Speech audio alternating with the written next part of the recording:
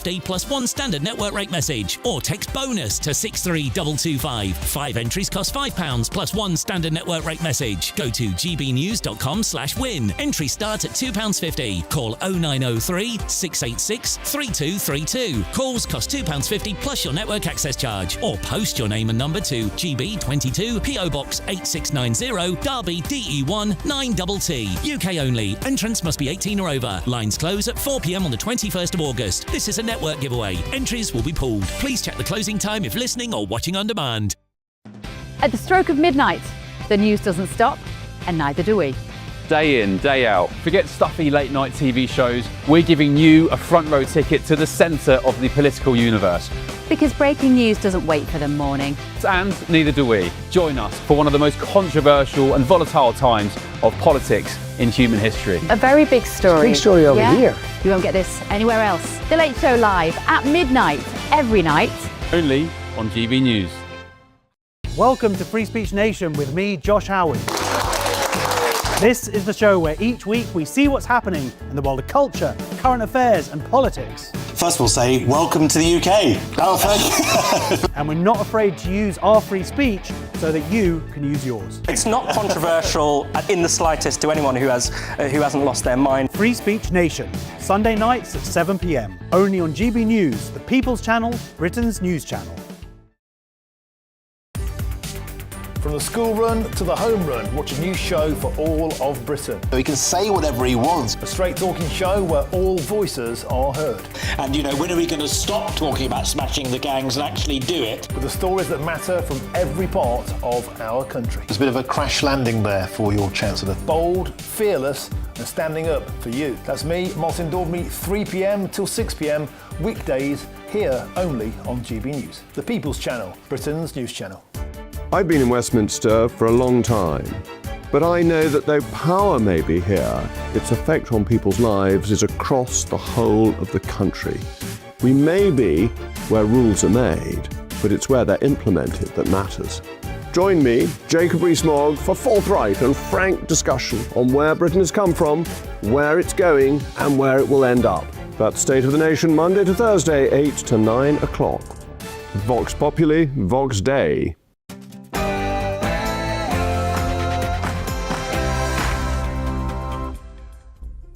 Good morning and welcome to Sunday with Michael Portillo. The Canadian author Lucy Maud Montgomery wrote, "Isn't it nice to think that tomorrow is a new day with no mistakes in it yet?" Andy Burnham will become Prime Minister tomorrow. He argues that his election signals the most significant political change in 40 years. Could that be right? My panel will discuss. Also tomorrow, the King will receive the outgoing Prime Minister, Sir Keir Starmer, at Buckingham Palace, before inviting Andy Burnham to form a government. How tightly orchestrated are such constitutional ceremonies? The historian Rafe Hadel-Mancu will explain. Might Andy Burnham scrap the triple lock that guarantees pensioners increases in line with prices or wages, whichever is the higher? Michael Simmons will give his expert view on that. And on his last full day as Labour leader, Sir Keir Starmer travelled to Kiev to tell Vladimir Zelensky that Britain's cast-iron support for Ukraine will go on. Has that support made a tangible difference? All of that and much more, but first your news headlines with Sophia Windsor.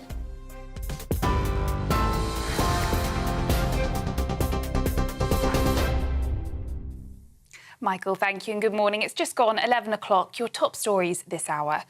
Andy Burnham will scrap plans for digital ID cards when he becomes Prime Minister tomorrow, pledging instead to redirect the resources towards people's everyday priorities. Scrapping ID cards is part of a package of measures he's preparing to unveil during his first weeks in Number 10, aimed at tackling the cost of living. It comes amid reports Mr Burnham will announce plans for new oil and gas drilling in the North Sea, appoint the first ever AI minister and nationalise Thames Water. On Monday morning, Sir Keir will formally resign and Mr Burnham will be appointed by the King as Britain's Prime Minister before making his first official address to the nation from Downing Street. England have beaten France 6-4 in a thrilling third-place playoff in Miami, achieving their best men's World Cup finish since 1966. A Bukayo Saka hat-trick helped the Three Lions win third place, as well as goals from Konza, Rice and Bellingham. But tonight, all eyes are turning to New Jersey as Spain meet Argentina in the 23rd World Cup final. The US military said it launched strikes against Iran last night in retaliation after 2 US service members were killed in Jordan, while a third member remains missing. Donald Trump called the deaths a shame, but said the mission is still critical. The US president made the comments to the New York Post around an hour into the attack. In response to the latest strike, Iran's army said it carried out drone attacks on 2 US bases in Kuwait, according to state media.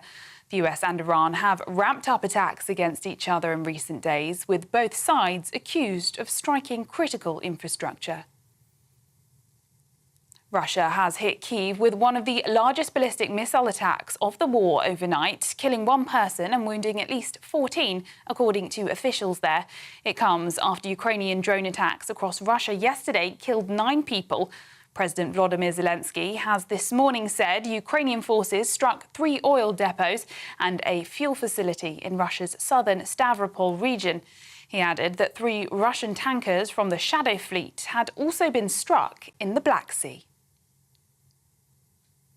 Andrew and Tristan Tate have been arrested in Miami in connection with a British police investigation into alleged sexual offences, with now further charges being brought against them. The Crown Prosecution Service has requested the extradition of the brothers back to the UK. The 38 additional charges, in addition to 21 existing charges, relate to alleged sexual offences between July 2010 and August 2017. The Tates have previously denied any wrongdoing. Thousands of homes across Tunbridge Wells are facing water supply disruption for a second day due to a technical issue at a treatment works. South East Water have apologised this morning to customers, adding they have reopened their bottled water stations. Residents across Kent and Sussex have experienced several water supply failures in recent months. South East Water has been ordered to spend more than £30 million on improvements by the regulator Ofwat for letting down customers. Those are the latest GB News headlines. Now it's back to Michael.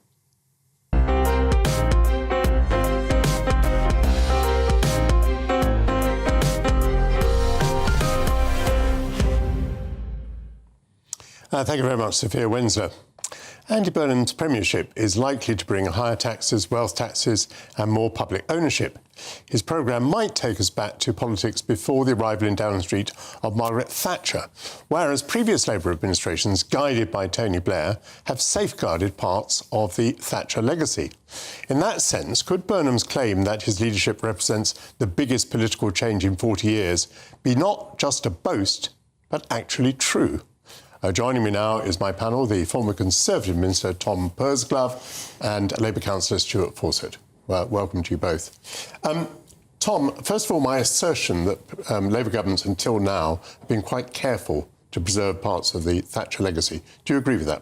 I do, and Mrs Thatcher herself said, didn't she, that possibly the proudest part of her legacy was Tony Blair. And that reflected that acceptance within those higher echelons of the Labour Party. There's always been a bit of a squabble about this lower down, but certainly within the leadership of the Labour Party in free market economics, the importance of wealth in terms of the generation of jobs and prosperity and being able to fund public services. So for a long time now, there has been that acceptance, broadly speaking. We would often disagree on elements of detail. But it does feel to me like the change that could come with Andy Burnham is marked, and I just worry that we could end up back in the bad old days of, you know, higher taxes, 83%, wasn't it, back in the 1970s that Mrs Thatcher inherited, you know, 83% higher rate of tax. That's not where we want to go. Nationalisation will be a disaster. It will starve infrastructure and the like of investment. That's not where we need to be. The rate of income tax was 60% with an up to 23% supplement for unearned income. And actually, it was many years into the Thatcher government before that 60 was raised to 40. By the way, the House of Commons was then paralysed by protests that the rate, by Alex Salmond. It was he who got thrown out of the House of Commons. He was so outraged that the rate of tax could be brought down from 60 to 40. And the basic rate of income tax has only ever crept back to 45%. I think that was first done under Gordon Brown, or did it get to 50 and then it came back again? But anyway, we're a long way from where we were. So do you think that income tax rates could be under threat here? I think the manifesto is quite clear, but this is a new Prime Minister without any real mandate from anybody to take on the role, apart from 25,000 voters in Makerfield. And all he is doing is announcing measures that are going to cost money. In fact, you know, some of the analysis suggests up to 250 billion of additional spending. He's got to raise it from somewhere. A lot of talk about things like land taxes being considered. He's going to have to raise money. If he wants to do these things, I think it's highly dubious that the various choices that he's talking about making, doesn't have a mandate for them. But if he does, he's going to have to look at tax. And I suspect that income tax will be somewhere that inevitably they're going to have a very careful look at. Tony Blair was pretty content with the denationalisation agenda that he inherited. Labour has been slipping back towards public ownership again. Is this an area, again, where we might see quite a substantial change, quite a mood shift, do you think? Certainly the vibes that we've been hearing from Andy Burnham point in that direction. One of the things that worries me about that is that you think about something like prisons, and where you've got state services or state infrastructure that is not seen as a day-to-day priority with voters, it is very difficult to win the argument to fund those things properly. And some of the challenges that prisons face is because there has been an underinvestment over a very long period of time in our prisons. But when you compare spending on that to spending on health or spending on education or things that people really care about in their day-to-day lives, it is very challenging. And I think that if you take in some of these industries, they will also be in the bargain competing against other important public services that people want to place emphasis on, want to see more investment in. I just think this could be a disaster. And you look at how rail was back in the day. Awful. Stuart, moving to foreign policy, Blair was pro-Israel and pro-the United States, as Margaret Thatcher had been. Labour has been broadly both of those things ever since. Is this a place where, again, we might see a sea change, do you think? I think consistency in foreign policy is something that we probably need to achieve with a new administration, certainly. We've seen this sort of shift to want to be closer to the European Union in many ways. They're seeing that as an easier democratic mandate than perhaps trying to align more with the US administration at the moment. But I think we're still awaiting some clarity on what that might look like at the moment. We haven't seen any real definite commitments to if there's going to be a shift in overseas foreign policy. I mean, the new Prime Minister has made quite an important statement that he thinks that his own Labour government got it wrong over Israel and should have been calling for a ceasefire much earlier than it did. So that is a position, I mean, it's pronouncedly less pro-Israel than the Starmer government has been, and the Starmer government has been pronouncedly less than previous Labour governments. I think when we look at issues like this, they're highly politicised in the UK, but they're actually on a worldwide scale. When you consider other foreign policy issues across the world, they're actually quite small. But the problem is it's disproportionately large within the sort of the discord in the UK. I think what will be really important is the new position on China, for example, and how we have a relationship with China in the world upon the conflict in Iran at the moment, and most importantly, Ukraine. I mean, we have now the Ukraine war has been going longer than the First World War, and we need a resolution to that issue, and we need solidarity across Europe to bring war in Europe to an end. Tony Blair enjoyed a good relationship with the armed forces, and he deployed the armed forces several times during his premiership. Do you think, do you think Andy Burnham thinks about that at all? I think Andy Burnham has clearly shown interest in the new DIP, the Defence Investment Plan, and I think that's a clear priority for this new administration to make sure that defence is correctly funded. We've got a background of some really serious issues from defence funding and strategic defence reviews going back, over 15 years, which has left a real hole in defence capability. Now, we can't just backfill that within even just a 2-year government. That's serious, and there's a difference between spending and what capability that affords, and the way in which warfare has shifted even in the last 4 to 5 years. So our defence estate and equipment needs to be able to react to that in very short order, and that is a tall order at the moment. But actually, we know that the DIP is not funded. The government has admitted that a lot of that still has to be found in future budgets.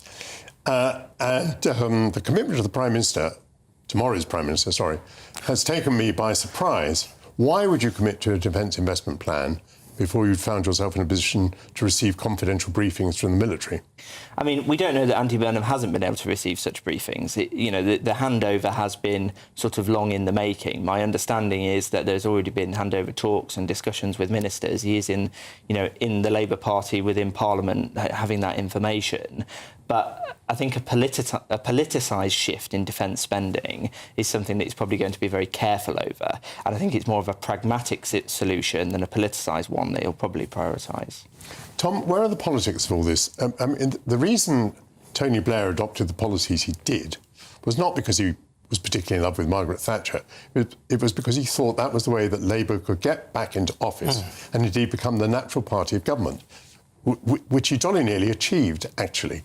Now, has something really shifted in the country that the calculation is now so different that now, if you want to get back into office and become the natural party of government, you need policies well to the left of Margaret Thatcher?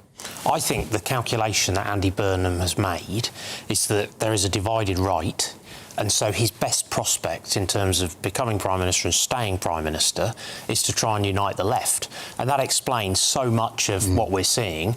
It explains the position on Gaza and the positioning that we've seen around that. It explains the leaning into nationalisation. The mood music is all pointing in that direction because he's looking at it and realising that in a lot of constituencies you've got Reform and the Conservatives going head-to-head with a split vote on the right. I think that's a really bad place for us to be on the right of politics. And he's looking and thinking there's a very significant chunk of voters that if we can bring them together, that's quite a formidable voting base for a Labour government to try and get re-elected on. Stuart, the same point to you. How can it be that Tony Blair thought the way to win the elections was on the centre ground, on the Thatcherite legacy, and keep calling him Tony, Andy Burnham's calculation is quite different, that it's well to the left of Thatcherism? I think timing is probably the most important thing, and I think that matters. Meaning that the country has changed? No, I think the country's collective memory has moved on, and the way it sees Thatcher's legacy, I think it's more of a it's an accepted outcome. There was a lot of economic growth from Thatcher's legacy in the 80s. That was still very prevalent when Tony Blair took over in the 90s in the economic situation he was in. However, when we look at the cost of living, those on the left will look at the privatisation of industries, specifically utilities, for example, water, and look at the failings 40 or 50 years later that aren't delivering for people. Yes. So if you look at Thames Water at the moment, and I think that is the example they're using to say some infrastructure should be in public hands, especially when we're facing a cost of living crisis. So instead of propping these privatised companies up with lots of loans or bailouts, those dividends should be able to go into customers, and that's the outlook that they have on that at the moment. But when Labour has fought elections on the left, I think of people like Michael Foot and Ed Miliband, it's lost, and actually lost very badly. Why keep doing the same thing and expecting a different outcome? Well, I think when it comes to we need to divide this into two elements, which is the economy and utilities. I think the economy and having that growth in the private sector and looking to work with the private sector is still going to be present with this administration. It's still on the same manifesto, stands on that mandate, and Andy Burnham has been clear that he intends to enact that manifesto. I think you're just seeing a culture and leadership change in how it's delivered. But when it comes to utilities, I think they're looking to stop tinkering and stop throwing good money after bad and have some courage and decisiveness on how to deal with that problem. I think our politics, though, has also become more European in the sense of greater choice of political parties that are, popping up and having a much greater megaphone, a much stronger voice in debate. But in some respects, a bit more like the US, where you've got a very polarised tectonic set of plates. And so within those two tectonic plates, you've got that competition. But ultimately, I think he's looking at this and thinking, if I can bring those parties together on the left as much as possible, hence why talk of things like electoral reform is all about the mood music. And in a way, for him, that's a bit of a backstop, isn't it? Because I just cannot foresee a situation where the parties on the left, led by sort of Ed Davey, Zach Polansky and the like, are going to want to see a Reform government or a Conservative government. Thank you very much, gentlemen. Thoroughly interesting discussion. That's Tom Pursglove and Stuart Fawcett, and they will return at noon to discuss the ethics of being governed by a Prime Minister who we did not elect and who did not stand on the Labour manifesto in 2024. And coming up more quickly than that, tomorrow the King will receive Sir Keir Starmer's resignation and he'll offer the role to Andy Burnham. We'll look at the constitutional niceties of all of that. This is Sunday with Michael Portillo, only on GB News.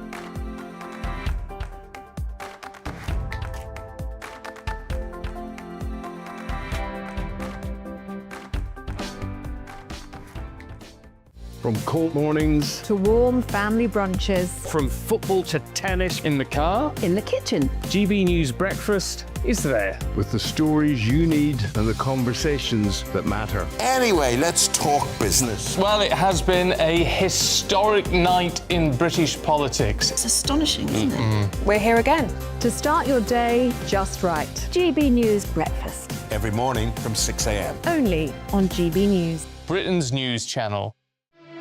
Here at GB News, we made a promise to tell your stories. And on the 6th of August, we're marking 5 years of doing exactly that. Celebrate with us by having your say. Join in the debates live on TV and radio.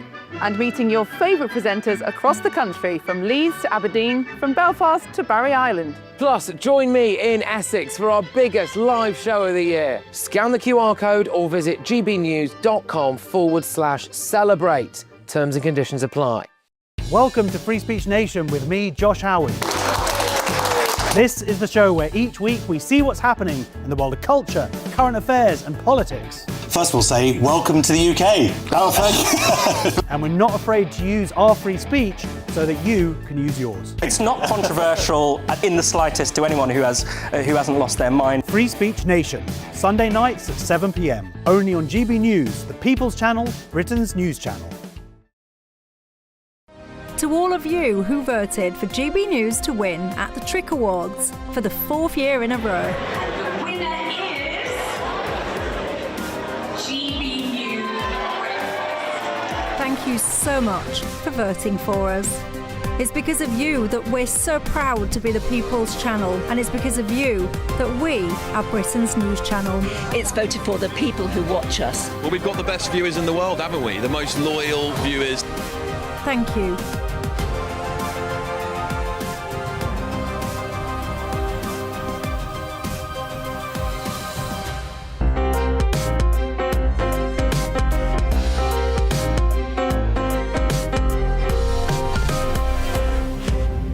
And they'll present it as a fairly minor thing. Tomorrow, King Charles will receive the outgoing Prime Minister Sir Keir Starmer at Buckingham Palace. He'll invite Andy Burnham to the palace and he'll invite him to form a government.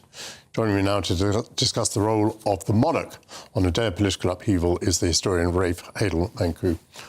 Welcome back. Very nice to see you.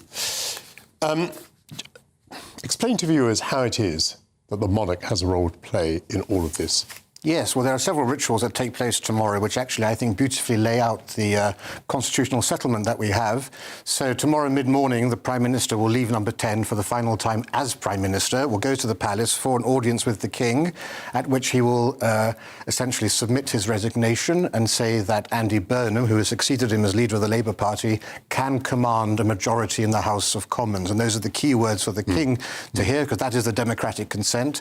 Once he hears that and he accepts the invitation, it's at that moment that Keir Starmer ceases to be Prime Minister, and we have no Prime Minister till 11:30 when Andy Burnham comes over. And that's very important because it shows and signifies that whilst the Prime Minister wields power, he doesn't possess the power ultimately. It's possessed by the Crown on behalf of the people, we would say today. And as soon as that democratic consent is withdrawn by the elected representatives of the people, that power is transferred to the next owner. And that's a very good check on the government of the day, and symbolises ultimately that these are the reserve powers, the royal prerogative of the King, ensuring that we maintain a democratic consent. I never thought about that. So we have a half hour of vulnerability when no one is in charge, politically speaking. Yes, ostensibly the Deputy Prime Minister would act if needed, same thing as if the Prime Minister had been incapacitated or died. Then the call goes out to Andy Burnham to come to the palace. If he hadn't been a Cabinet Minister, he wouldn't have been.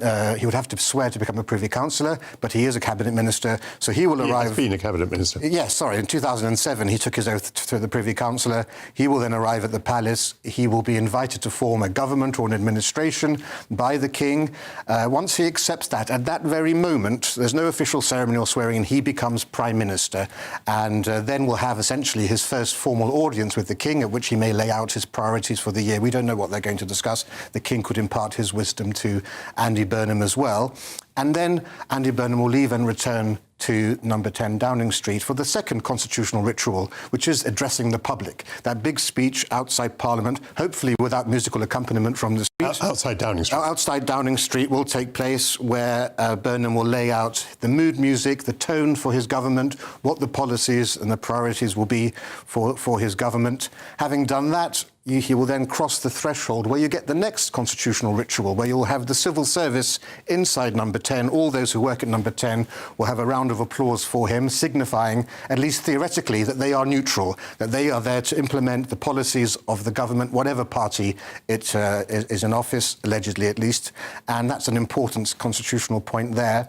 Then he'll be taken into a secure room by the Cabinet Secretary and the Chief of the Defence Staff for the nuclear briefing, where he'll be told about our nuclear capability with Trident and how much damage one nuclear warhead can cause to people and destruction more broadly. He'll then be given 4 pieces of paper on which he must write down one single instruction from 4 instructions. Retaliate, launch nuclear weapons, do not launch nuclear weapons, give your submarine to an ally, traditionally somewhere like America or Australia because of its position, or use your own judgment. But only do that, of course, if you're convinced. I hope he's been rehearsed on that choice. It's not one I'd want to make. Well, thankfully he does support the nuclear deterrent, and we can take some solace in all of that.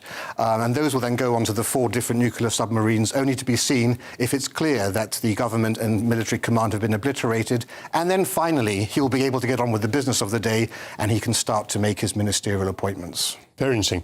Let me just take you back. I used the expression that the King would invite the Prime Minister to form a government. This is not in doubt in the case of Andy Burnham.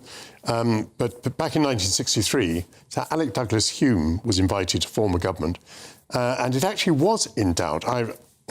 Forgive me, I remember this day, and all day the country was on tenterhooks as to whether he could form a cabinet, whether the people who'd been forming Macmillan until the day before would serve in his cabinet. The key player was Rab Butler. Rab Butler, in the end, agreed.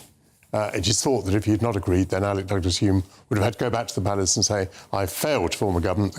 Your Majesty, you'll have to invite somebody else. Yes, the Tories repeatedly put the Crown in an invidious position because the Labour Party had a clear route for nominating the leader of the Labour Party. It was clearly in the rules of the Labour Party how you would choose your successor. Things were far more opaque in the Tory party. There would seem to be a magic circle of aristocratic elites who essentially chose who the leader would be, whatever the rest of the MPs or the public at large might have thought or expected. That happened in 57 when Eden resigned, and again in 63. The public, the press, press and the political establishment all thought that Rab Butler, hugely accomplished politician who had been Cabinet Secretary and First Secretary of State, essentially Deputy Prime Minister, would get that role.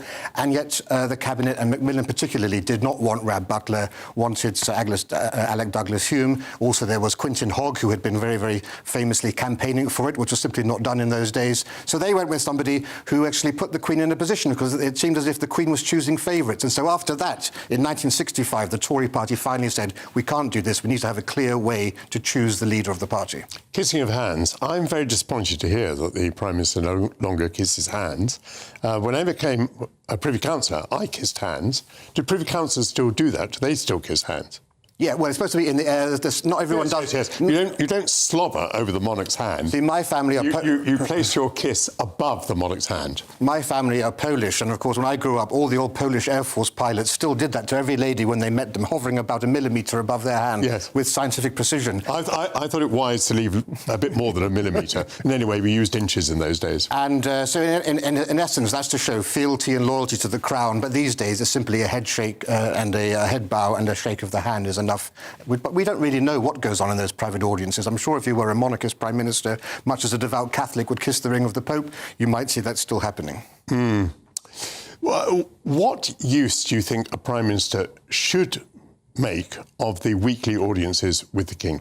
Well, the weekly audiences, most Prime Ministers, in fact, I don't think there's been a single one who hasn't said they've been extremely useful. With Her late Majesty, you had somebody who had decades of experience. Her first Prime Minister had been Sir Winston Churchill. But also, our current King may only have been King for a short while. But remember, he's had at least 60 years of being. Yes, he has seen... It's 4 Prime Ministers. He's had 4 Prime Ministers. He's only been there. Every Remembrance Sunday, you can see every one of our former Prime Ministers lined up at the cenotaph just to show how many of them have been his already. But he's had 60 years of political experience in life, if you think about it, from the 1960s. So he's got a lot of experience to impart, and wisdom and leadership. As Sir Walter Bagehot, the great constitutional expert, said, the King has the ability to be consulted, to encourage, and to warn. And those are 3 things that I think the current King certainly will take very seriously. But of course, he can never talk about policy per se, but in more abstract terms. And I've always thought... just thinking the other way around, every now and again the Prime Minister has to take a responsibility for things that happen within the royal family. I think of, Sir John Major being put in the position over the divorce of Charles and Diana. Obviously, the famous case of Baldwin being put on the spot over abdication. Just wonder where, someone like Andy Burnham would have gained the experience to be able to advise the royal family when the royal family gets into a pickle. Well, I think someone like Tony Blair, for example, would have had more say on that in his 8th or 9th year than in his first year. But I think because they're held very much as private meetings, there are opportunities for both sides to speak freely and frankly in a way that they simply can't to anyone else, because they know those conversations will be private. So, yes, the Prime Minister could certainly offer some sort of support or encouragement or warning to a king. Tony Blair was put in that position actually within months, wasn't he? Because of the death of the Princess of Wales. That happened absolutely at the beginning of his watch. And he actually played a very important part. Whether he played the right part or the wrong part is for historians to discuss. But he absolutely advised the royal family on how it should treat the death of Princess Diana. He did, and of course we had at that time the decision, of course, to lower the Union flag, in fact to fly the Union flag on Buckingham Palace, which hadn't been done before. And it's certain you could very well make an argument that there were the fingerprints of Tony Blair over many of the decisions that happened in 1997. Of course, we had a very successful play that was performed with Helen Mirren, showing the fictional encounters between the Queen and her Prime Ministers, because it is such a fascinating discussion not to know. But I think that aspect of being able to speak freely to somebody is very important. Thank you very much indeed, Rafe Hadelmenku. Come back again soon. Coming up, now turning to some political decisions that will need to be taken. Will Andy Burnham scrap the triple lock guarantee on pension increases? This is Sunday with Michael Portillo.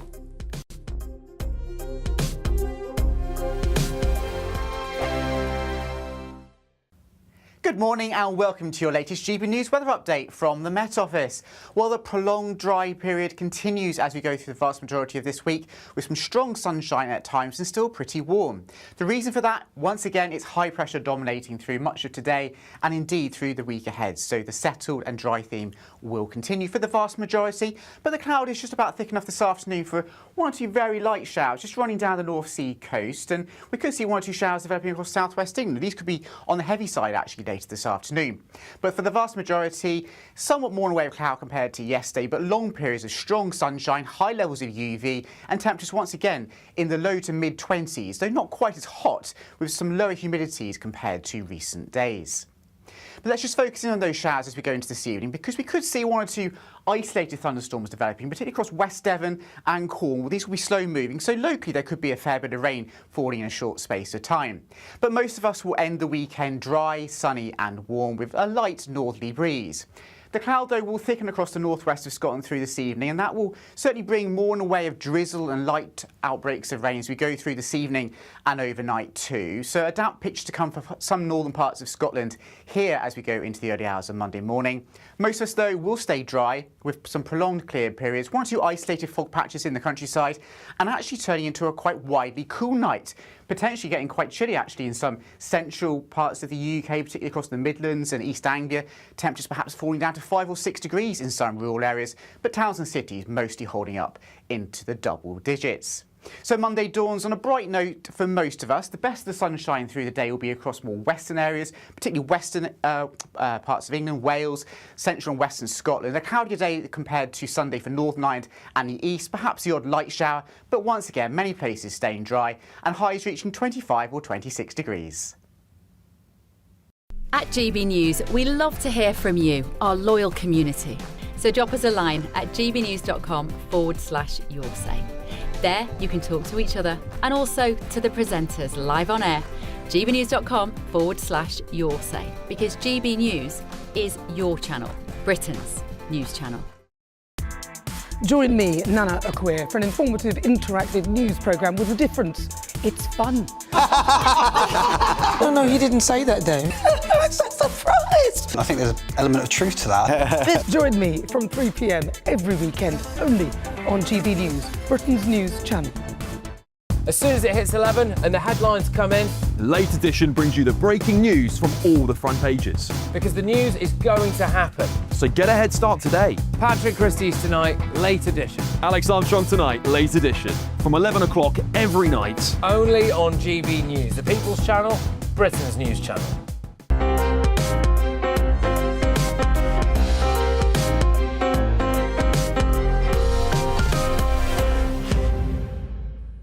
Welcome back to Sunday with Michael Portillo. Annual increases in the state pension are protected by a triple lock. They will occur at the rate of inflation or pay, or at 2.5%, whichever is the greatest of those three. A little reflection on that leads to the conclusion that although it may be attractive to present and future pensioners, it is economically ruinous, forcing up public spending and rewarding the retired more than those who are in work. The OECD said this week that scrapping the policy could save £60 billion in the long run. That's a tidy sum. Could the Prime Minister be tempted? Economics editor at The Spectator, Michael Simmons, joins me now. Michael. Morning. Thanks for giving up part of your Sunday morning to be with me. If it might save 60 billion, I'm not quite sure over what period that is. That's a big saving, but I suppose it also then would mean big future losses for pensioners. But on the other hand, I emphasise future losses. I mean, in politics, what you cannot do at all easily is take away money that people already have. We've seen that with the failure to do the welfare reform. But this is taking away money that people don't yet have. And so actually, they'll never quite know how much better they might have been without the change of policy. Does that make it a reasonable political gamble, do you think? I think it doesn't, because I think because of the way that people misunderstand the triple lock. I mean, personally, you know, for the reasons you've outlined, It's totally unaffordable. We clearly should get rid of it. I also think it's unfair. However, no political party is prepared to do this because the most consistent, important voter bloc is pensioners, and they do see it as money being taken away from them because I think wrongly the majority of people in this country think that the state pension is what you've paid your national insurance for. They think that you've paid into it like any private pension, so they think that's being taken away from you when actually it's nothing of the sort. And then the triple lock is just a the state pension inflated by the triple lock is just a welfare payment that's paid for by the taxes of those working today. If the Labour government were to announce the end of the triple lock, do you think that the Conservatives could oppose that? Could the Conservatives pledge to bring back the triple lock? Be a very dangerous and interesting moment for Kemi Badenoch, wouldn't it? Yeah, I think this goes back to the kind of the heart of the inconsistency in the Conservative message, because Kemi has had quite a lot of success with her Shadow Chancellor Mel Stride of painting the Conservatives as the one truly fiscally responsible party. But at the same time, because they don't want to commit electoral suicide, they've stayed committed to the triple lock. But if you get into a situation where Labour is opposing it and is going to scrap it, then I think maybe that changes. And the only way we will ever reform the triple lock is if we get cross-party support and everyone, agrees that this is a unsustainable policy. It's time to get rid of it. But of course, the trouble with that is you'll then get the Green Party, perhaps, or Reform, or the Lib Dems saying, no, we're going to keep the triple lock. So it just becomes such a dangerous political football. Yes, I think if Kemi Badenoch were to pledge to bring back the triple lock, that would probably blow away her reputation for fiscal prudence. As I said a moment ago, I think it would be a very, very difficult moment. Let's just turn more broadly. There's also an idea that he wants to reform council tax. He's looking at extra property taxes. He doesn't much like stamp duty. And there's a proposal being made today by a think tank, I think, that you get rid of council tax, you get rid of stamp duty, and you bring in a property tax which is based on the wealth, based on the value of the property. It is essentially a wealth tax. That could be quite an interesting reform. I mean, most interestingly of all, I think, the idea of getting rid of stamp duty. Stamp duty is such a tax on mobility. I mean, if you're worried about people being stuck in very large houses when they don't have the money to maintain them, when they're blocking other people moving into them, where if you put a tax on their house, they probably wouldn't have the cash, the liquidity to pay the tax. You think about all of those things. Get rid of stamp duty, let people move. Do you think you'd be tempted by all of this? Yeah, absolutely. I mean, where it comes into property taxes and wealth taxes, I think that's going down a dangerous line. But scrapping stamp duty is something that I would support. I think everyone should support, because as you've outlined there, stamp duty is the stupidest, most counterproductive tax we have. I mean, you've outlined how it stops people potentially downsizing and freeing up the equity they've got in their home. But it's also a big reason why we've got quite a sticky labour market, because people can't move around the country very easily if it involves selling their home or having to buy a new home, because you've got this massive tax that just bungs up the housing market, it bungs up the labour market. So getting rid of stamp duty, I think, would be an absolutely brilliant thing to do. I also think, council tax has been quite regressive. The evaluations that it's based on can be quite arbitrary. But again, it's about the motives behind what you replace it with. I mean, if you replace it with a land value tax or a property tax because that's a fairer system and it incentivizes land use in a way that's good for growth, then great. But if you use it as a punitive wealth confiscation measure, then I think that's almost as bad, if not worse, than stamp duty. I introduced the council tax in 1991 along with Michael Heseltine, and the valuations have not been revisited. Now, a moment ago, Michael, you spoke like a politician. You're going to abolish stamp duty, but I don't think you told me what you're going to replace it with. Yeah, well, this is the tricky thing, isn't it? Because it does bring in lots of money. But I would just say to you that luckily, that's the great thing about being a journalist. We can just say that something's a problem without having the solution. But there are different ideas for how you might come about this. And I think getting... What's wrong with the property tax, Michael? Well, I think the problem is that it's just another thing that disincentivizes wealth. And it comes from this idea that, wealth is some terrible thing, and it's the reason that we don't have growth, or it's the reason we have inequality in society. Whereas that may be true of other countries, it's not true of Britain. We have quite tight income equality, and where there's wealth inequality, it's between the generations. And part of that is because of people being stuck in these homes that are very expensive. So making it easier for them to downsize them, free them up, give them capital that they can, spend in the economy would be a very good thing. And it may be that you don't replace stamp duty with something directly on property. You find that funding from elsewhere, ideally from the growth benefits of getting rid of it. I'm just thinking, though, that, our income is taxed at 47%, up to 47%. Yeah. Our spending is taxed at 20% plus, all the duties on special things. Isn't property undertaxed by comparison with spending and income? Yeah, I mean, that's probably the most convincing argument for more wealth taxes. And we see this with the idea of equalising capital gains taxes as well. But I think the evidence that they actually are kind of net beneficiaries or would bring in more revenue is not great. I mean, I think the example of capital gains tax, for example, the Treasury has said that actually that basically be neutral. So you then get into a point of, you might think there's an ethical argument that property should be taxed the same as income, or wealth should be taxed the same as income. But what's actually important in the end of the day in a tax system? Is it the message it sends, or is it about how efficient it is for actually bringing in the maximum wealth it can for the exchequer without hampering and hamstringing the economy? And I think we need to think about that when we get into these debates. Michael Simmons, come back another day and discuss that further. Thank you so much for being with me today. Coming up, what tangible difference has Keir Starmer's support for Ukraine made? This is Sunday with Michael Portillo, only on GB News.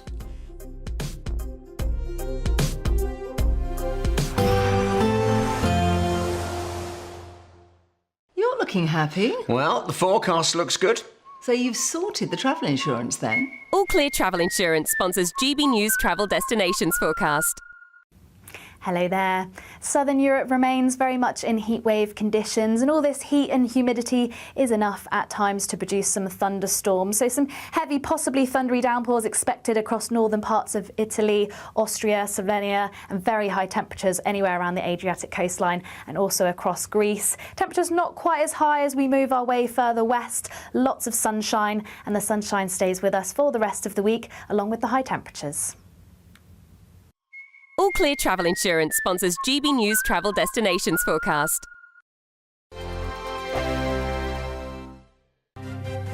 GB News Breakfast, every day from 6 a.m. What do you think about where we're going to get our future athletes and our Olympians from when we're telling our children, oh, you can't go out and partake in sports today because it's a bit hot? It's a bit hot. Yeah, I know, it's ridiculous, isn't it? I mean, you're absolutely right. And, not only are we cancelling sports days in some schools, and you said, have to. No, they don't have to. This is the choice that the schools are making and the heads are making. So my granddaughter's school, I've just done the school run this morning. They're not cancelling their sports day. They're just being sensible. Why not move it to the morning? I've just dropped her off now. It's 17 degrees. So they're perfectly capable of running at 9 o'clock in the morning instead of 2 o'clock in the afternoon. There's lots of ways that they could think outside of the box and do this. I mean, Labour is just about to cut 22% from the sports budget as well. GB News, the People's Channel.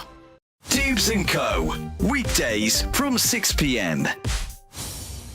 Industrial action in the 70s, all of that is part of the culture of that great town, and it's something that reflects a lot about the rest of us. Right, but the word culture does not... It doesn't mean opera. That's history. Yeah. That's the history of the town. How is this money spent? Whose money is it, right? I presume it's taxpayers' money, i.e. my money anyway, and if you pay tax, Susie, that will I do pay a bit, Calvin. Okay. Yeah. Not as much as you, I'm sure. No, but how much do we spend on the City of Culture for Hull? Do you know? Well, look, so these shortlisted towns, they will receive £60,000 each to develop their full bids. Apparently, it's about restoring pride in local areas. They want to deliver a decade of national renewal. They want to shine a light on local visions and voices, they say, from across the UK. GB News, the People's Channel. Britain's newsroom. Weekday mornings from 9:30. So you go along to the car showroom and only like 10%, at most maybe 15%, pay cash. The rest buy it on some form of financing.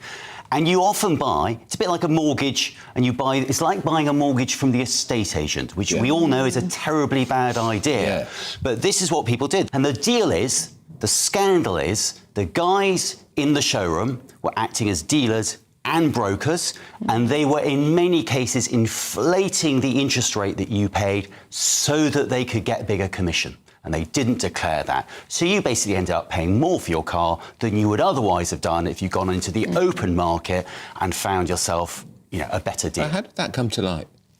Well, over many years. I mean, this has been going on since 2007. GB News, the People's Channel.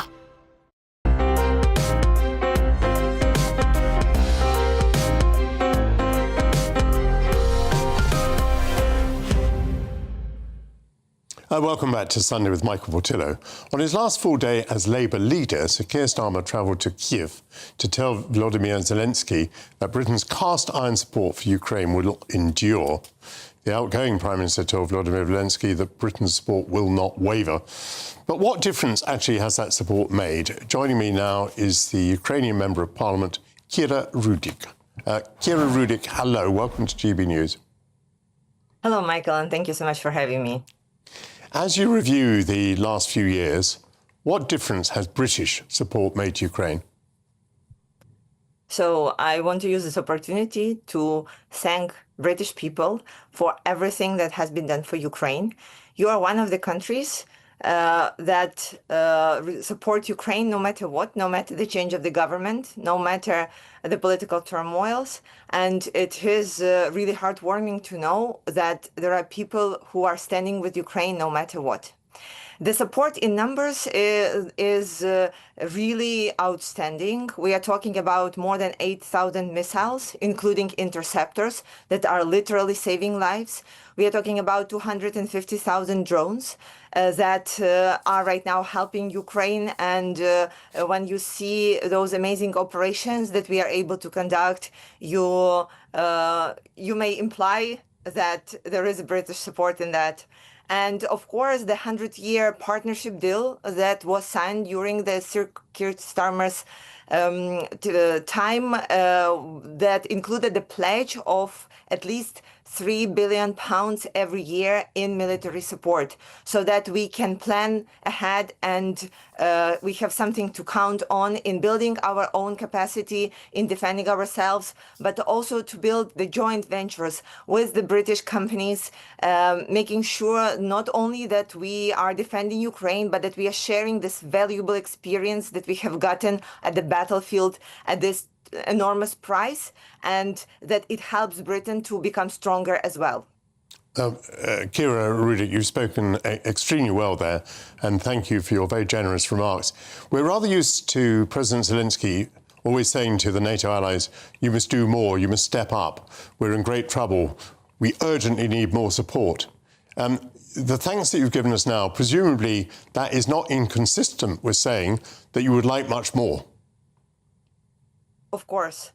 Every night Russia is attacking us, and every night like this is terrifying because we don't know if we are going to wake up in the morning, because Russia is still producing the ballistic missiles twice as faster as the free world is producing interceptors, because still it poses a threat to the peaceful people of Ukraine and still pushing us at the battlefield.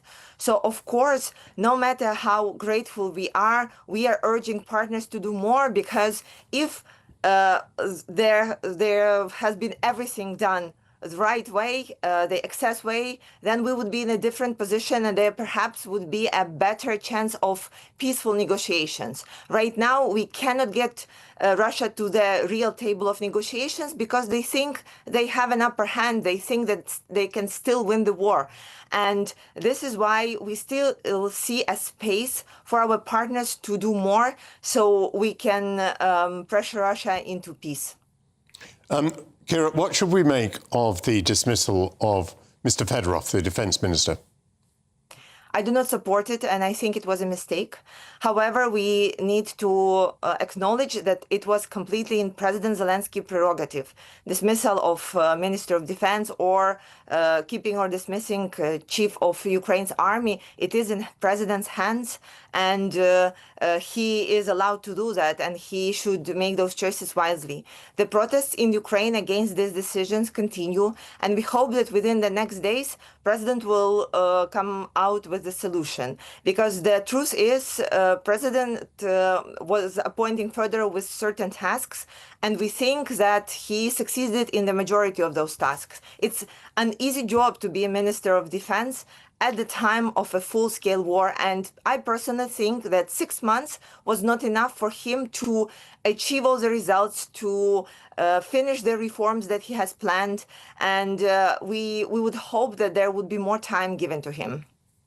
Kira Rudik, you were so generous to speak on behalf of Ukraine in thanking Britain for the support that Britain has given you. I was very, very pleased to hear that. May I take this moment to speak on behalf of Britain to congratulate all of you in Ukraine on what you've endured and what you have achieved, and the fact that you have placed yourselves in such an extraordinarily good position militarily, thanks to your courage and to your resourcefulness. Congratulations on all of that. Thank you so much, Kira Rudik. Thank you so much. Thank you. And glory to Ukraine. Glory to Ukraine. That concludes the first hour of Sunday with Michael Portillo. But do please rejoin me at noon. The panel is going to be back and they're going to be discussing whether it matters. But none of us has actually voted for Andy Burnham to be Prime Minister. Does it constrain him? Does it limit his legitimacy? We will be discussing Homer's Odyssey as Christopher Nolan's film receives rave reviews. But what about the original, which was not by Christopher Nolan, but by Homer? I'll wildly applaud theatre critic Stefan Kyriazis as he reviews not only My Fair Lady, but also the Oresteia. There's a Greek theme today. And does it matter if, children like pick up Americanisms, which are garbage? You're watching Michael Portillo on GB News, Britain's news channel. See you at noon.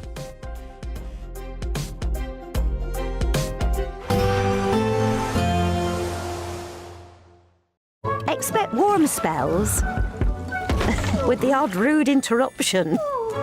Boxed Boiler sponsors the weather on GB News. Good morning and welcome to your latest GB News weather update from the Met Office. Well, the prolonged dry period continues as we go through the vast majority of this week with some strong sunshine at times and still pretty warm.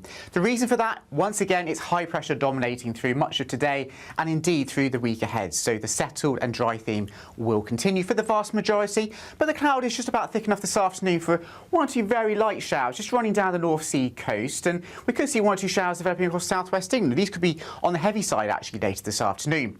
But for the vast majority, somewhat more in the way of cloud compared to yesterday, but long periods of strong sunshine, high levels of UV, and temperatures once again in the low to mid 20s, though not quite as hot, with some lower humidities compared to recent days. But let's just focus in on those showers as we go into this evening, because we could see one or two isolated thunderstorms developing, particularly across West Devon and Cornwall. These will be slow moving, so locally there could be a fair bit of rain falling in a short space of time. But most of us will end the weekend dry, sunny and warm with a light northerly breeze. The cloud, though, will thicken across the northwest of Scotland through this evening, and that will certainly bring more in the way of drizzle and light outbreaks of rain as we go through this evening and overnight too. So a damp pitch to come for some northern parts of Scotland here as we go into the early hours of Monday morning. Most of us, though, will stay dry with some prolonged clear periods, one or two isolated fog patches in the countryside, and actually turning into a quite widely cool night, potentially getting quite chilly actually in some central parts of the UK, particularly across the Midlands and East Anglia. Temperatures perhaps falling down to 5 or 6 degrees in some rural areas, but towns and cities mostly holding up into the double digits.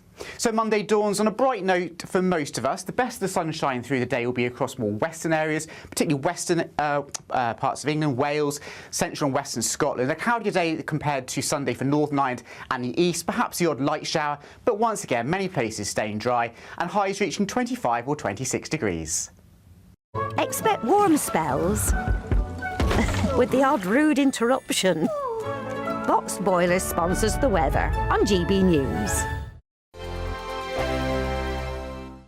We're celebrating a golden summer with your chance to win a real gold bar. That's right, a fine gold bullion bar worth over £5,000 could be yours. We're also going to make sure your finances are fabulous with £60,000 in tax-free cash. For a chance to win, text GOLD to 63225. One entry costs £2.50 plus one standard network rate message. Or text BONUS to 63225. 5 entries cost £5 plus one standard network rate message. Go to gbnews.com/win. Entries start at £2.50. Call 0903 686 3232. Calls cost £2.50 plus your network access charge. Or post your name and number to GB22 PO Box 8690 Derby DE1 9TT. UK only. Entrants must be 18 or over. Lines close at 4 p.m. on the 21st of August. This is a network giveaway. Entries will be pooled. Please check the closing time if listening or watching on demand. Good luck. You want to know what's really going on in the corridors of power? Labour don't know what to do with you half the time, and that makes you quite lethal in the chamber. Get behind the headlines with Chopper's political podcast. Join me, Christopher Hope, as I sit down with the great and the good of British politics. We'll see where this ruling takes us. These are the stories shaping our nation. Chopper's political podcast, available now on all platforms. Listen in and stay ahead. Do you trust what you're being told? Good, because neither do I. Those are just facts. I'm Alex Armstrong, and on my show, we'll expose the spin. Well, I want to answer that, because you didn't let me last time, because you always speak over me. The broken promises. To deny that is denying the truth. And the hypocrisy. Needs to stop. You think we can allow? Politics, policy, parliament. Nothing is off limits. No sugarcoating, no fear of offence, just the truth laid bare. Tune in every Saturday and Sunday at 9 p.m. for Alex Armstrong Tonight, only on GB News, Britain's news channel. Britain deserves a newsroom that puts the facts and your voice first. Well, and that's what you get on GB News. Lively debates, lively conversations. And we're not afraid to hold power to account. And each other. So join me, Andrew Pierce. And me, Miriam Gates, for Britain's Newsroom, weekdays from 9:30 on GB News. Westminster's full of talk, but out here, it's the real world. Am I allowed to talk No, now? that's it. This is where it matters, real people and real lives. That's what politics is all about. In fact, has Trump made a good start? No. Straight answers, no spin, and just a couple of pints. How many fingers have I ever got up? About 10. So join me for Lee Anderson's Real World every Friday at 7 p.m. only on GB News. The People's Channel, Britain's news channel. More and more people are now tuning in to GB News. They shape our programmes, we try and incorporate them in our shows as much as we can. Our audience are really interactive. Our listeners, our viewers, they're growing. And that's because they tell their friends and family about what we're doing here at GB News. It feels like the depth of that connection has strengthened as well. Thank you so much for speaking to us on GB News. Come and say hello to everybody that's here from GB News. It's been an exceptional event. We've come a long way here now. Thank you, GB News! What's so unique about GB News viewers is that they really, really love our country. And they talk about us so proudly. We're on a journey together. We are here for all of Britain. We believe in this country, we believe in its people, and we believe in all of the communities who live here. That's what makes us the fearless champion of Britain.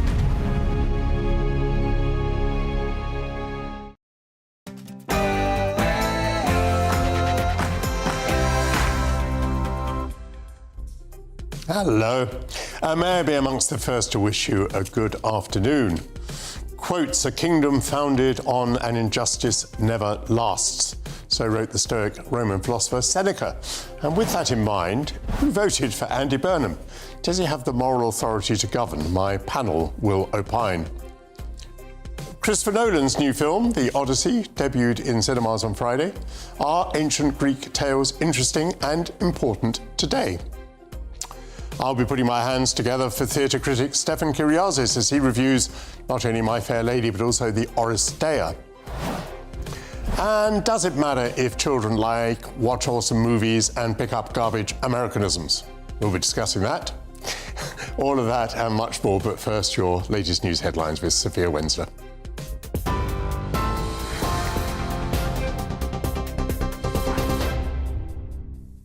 Michael, thank you and good afternoon. It's 12 o'clock, your top stories this hour.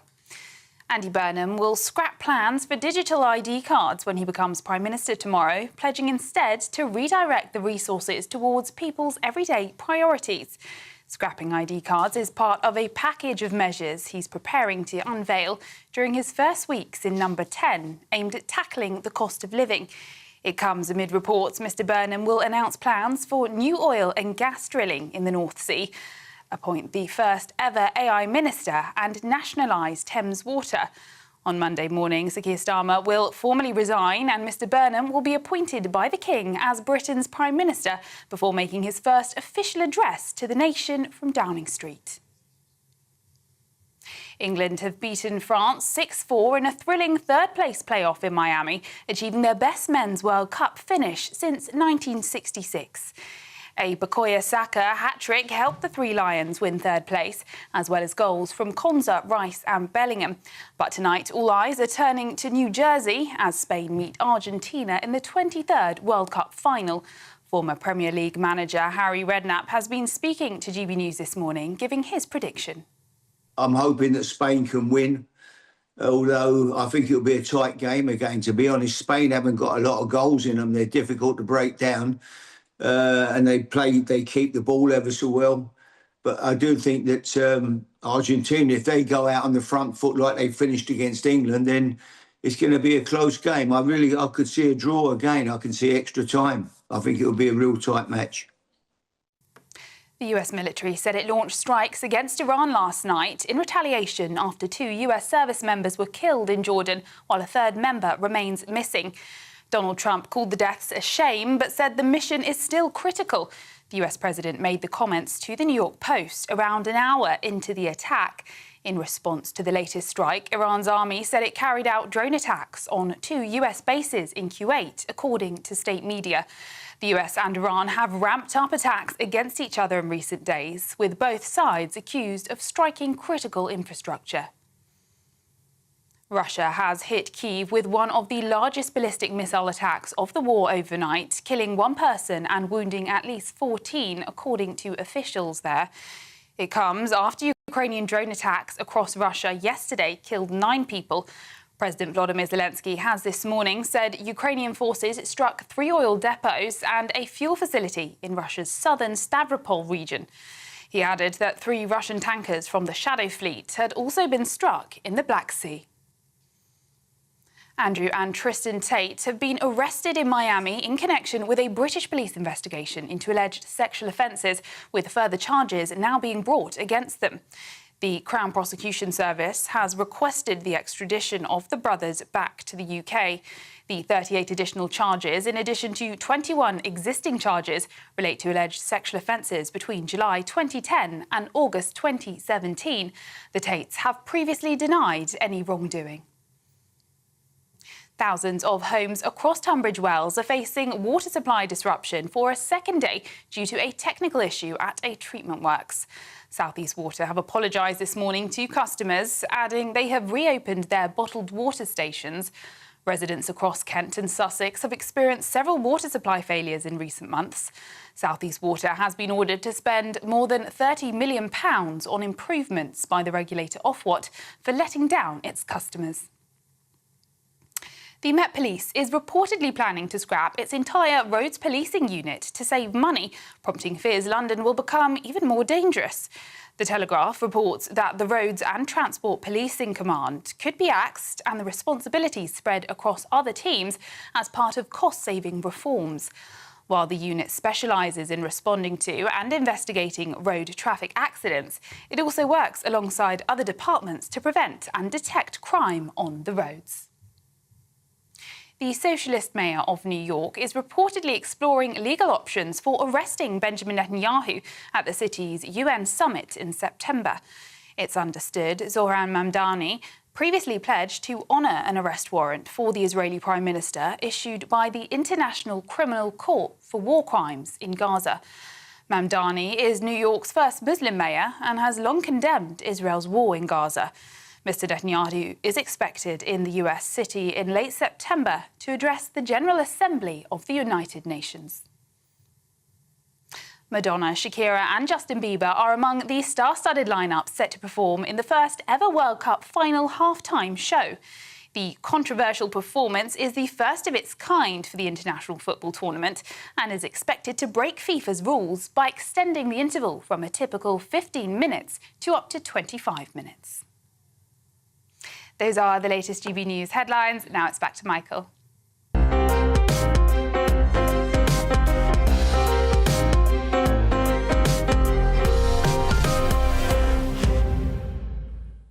Thank you, Sophia Wensler.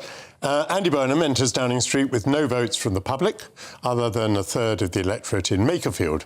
We know little of his programme, and he's not personally bound by Labour's manifesto, since he was not a parliamentary candidate at the last election. Many recent prime ministers have governed without an electoral mandate, but does it nonetheless sap his moral authority? Will it constrain him?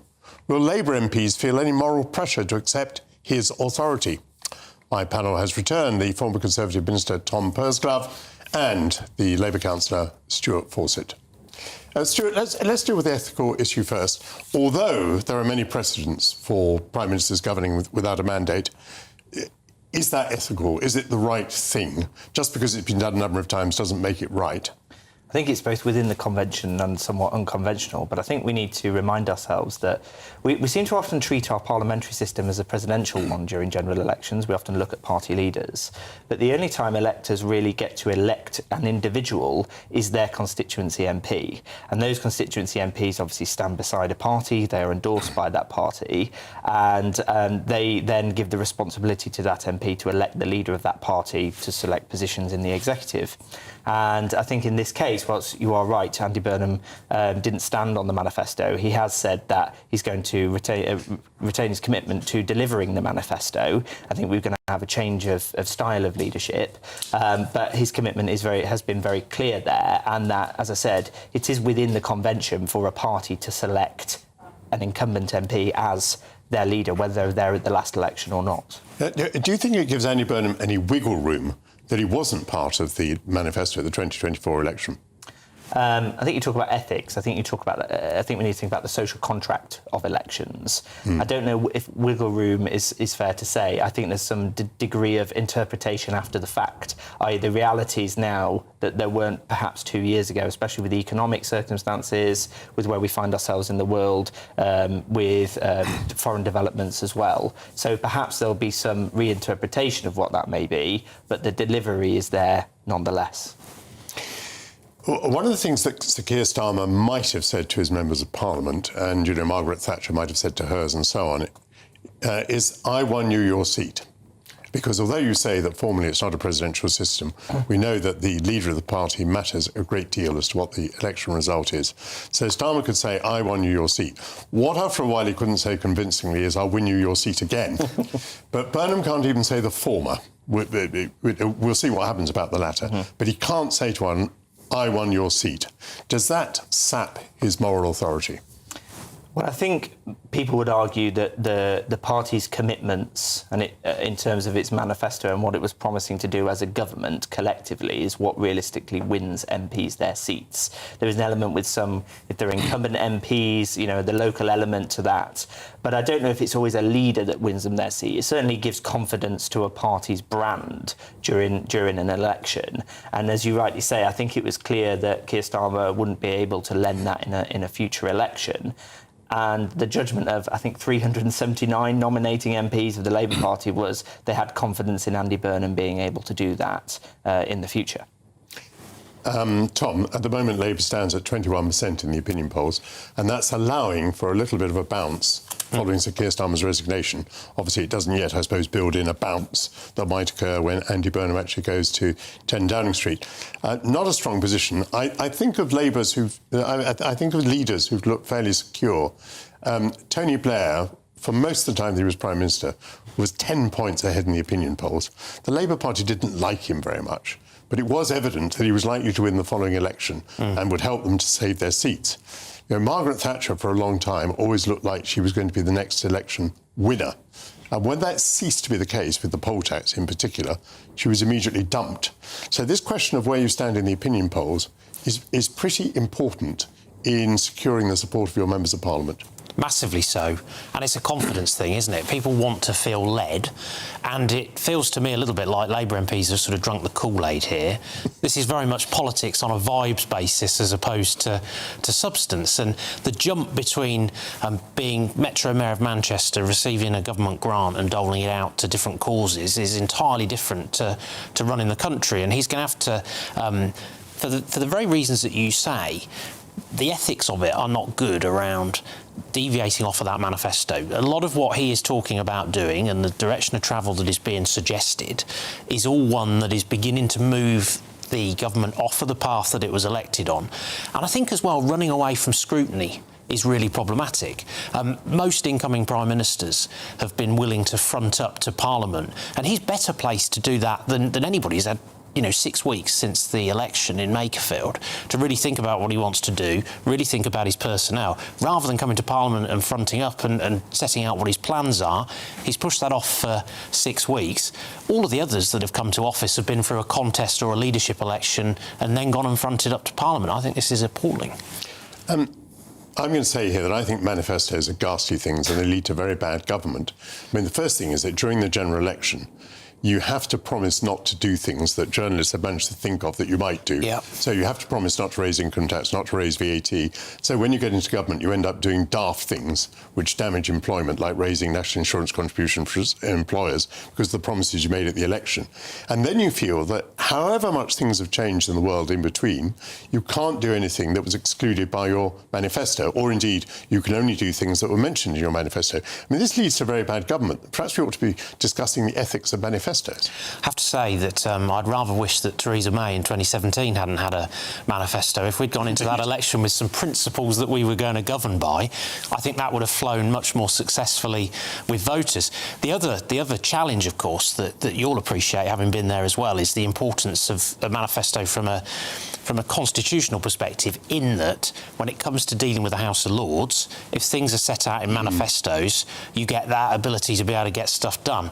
The House of Lords can be much more interventionist when it comes to measures where there isn't that popular support been obtained at the ballot box for particular plans.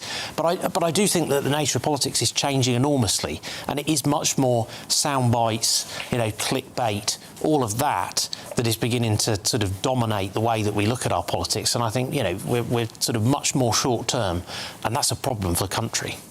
Stuart, Tom asserted there that people wanted to be led. I happen to agree with Tom on this, but it was an assertion. Andy Burnham so far seems to be taking a different view, that people want to be consulted. He's talked about having a long consultation period at the beginning of his premiership, where he goes around asking people what they want. Where do you stand on that? Do people want to be consulted or governed? I think MPs certainly want to be consulted. I think what we saw with the various U-turns under Keir Starmer was the fact that perhaps MPs hadn't been consulted on how policy was going to land. And then that probably caused the issues down the road. And that is the purpose of our Parliament, is to be consulted. It goes in.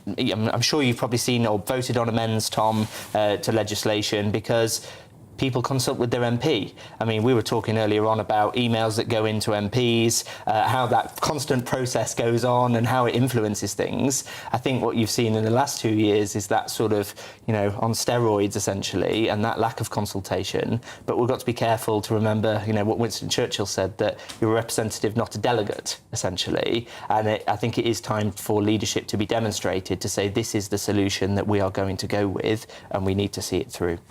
Well, how quickly do you think that needs to be applied?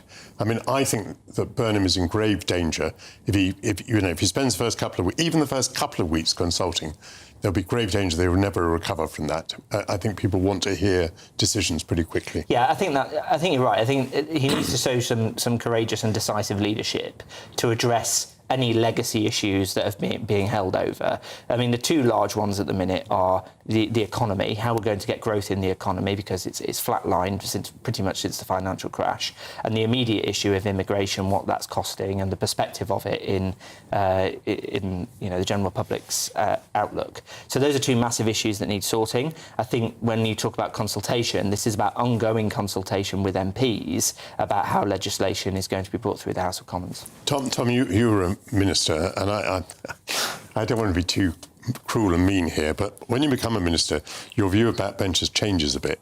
And it is quite frustrating dealing with backbenchers, because not only do they all want different things, the same ones want different things at different times. Yep. And sometimes their understanding of quite basic propositions is quite limited. One requires enormous reserves of patience to deal with some of these people.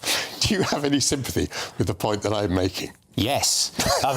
Enormous reserves of patience. It's a conversation about parents and teenagers. I was never a teenager.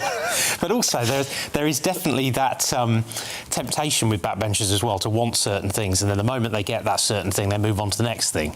But it takes a lot of time, a lot of energy to engage and to get those things right. Really, really important. I think one of the risks, actually, that Andy Burnham is walking into is that when there is blood in the water and leadership change comes about, and we showed this, the chopping and changing, when certain people don't feel happy, they don't feel they've got the job they ought to have, when they're a bit frustrated on certain areas of policy, let's reach for the lever of changing leader. I think Burnham is vulnerable to that, because when people have begun to get into that habit, into that mindset, it becomes quite ingrained, and I think it infuriated the public the way that we conducted ourselves in that respect. And I've been surprised with this government that they haven't looked at the way that things panned out and been slightly more careful not to repeat some of those mistakes that drove the public absolutely mad.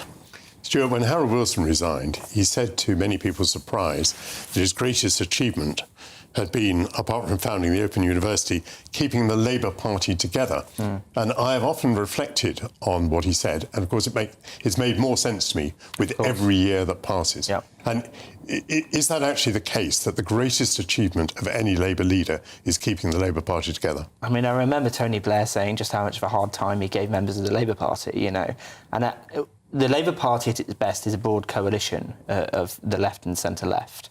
But what we have to often remind ourselves is that the general public isn't always of the same political persuasion. They're much more pragmatic. So having the Labour Party on a manifesto and something it can deliver is a tough job. So I think that's one that Andy Burnham's going to have to live up to. Thank you very much indeed to my panel, Tom Bursglove and Stuart Fawcett. Coming up, Christopher Nolan's latest film, The Odyssey, has opened to very good reviews. This is Sunday with Michael Portillo, only on GB News.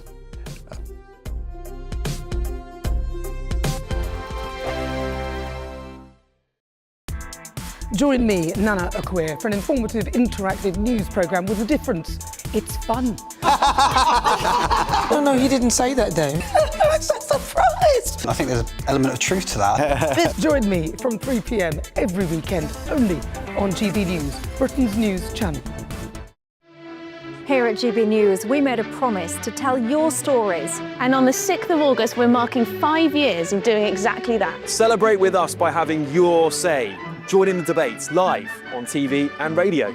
And meeting your favourite presenters across the country, from Leeds to Aberdeen, from Belfast to Barry Island. Plus, join me in Essex for our biggest live show of the year. Scan the QR code or visit gbnews.com/celebrate. Terms and conditions apply.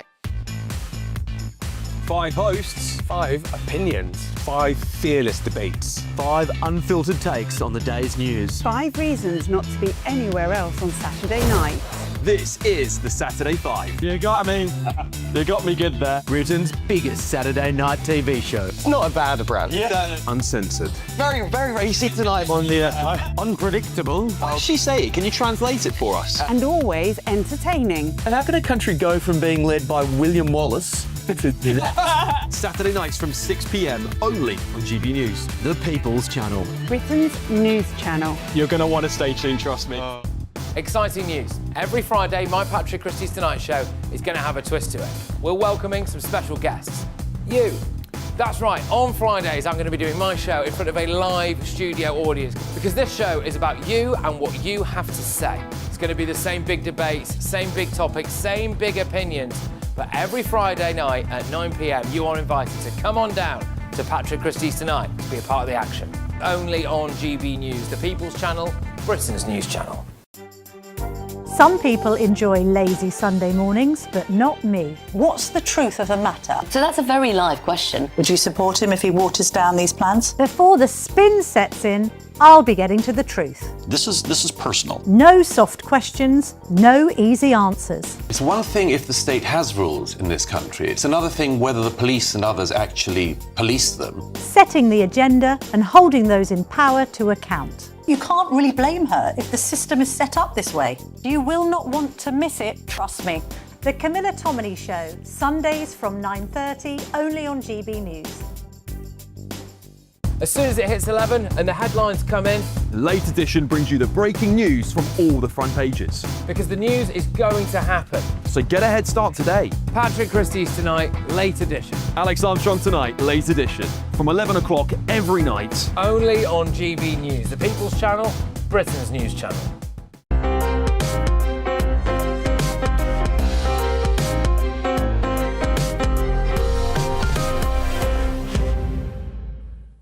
Welcome back to Sunday with Michael Portillo. Christopher Nolan's latest film, The Odyssey, debuted in cinemas on Friday. The Odyssey and the Iliad are two major surviving ancient Greek epic poems attributed to Homer. Let's take a look at the trailer. Tell me what you remember. A wife?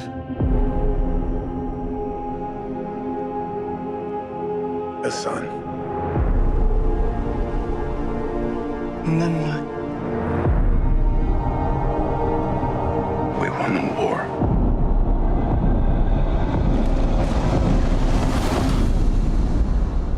Help me go home. Homer's Odyssey tells the story of Odysseus, who, following the fall of Troy, yearns to return to his family and home in Ithaca. The journey takes him 20 years, thwarted by seductresses, gods and monsters. His wife Penelope remains faithful, warding off predatory suitors. His son, Telemachus, sets off in search of Odysseus. I am joined now from New South Wales by the Australian classical scholar and author of Imagining Ithaca, Dr. Kathleen Riley.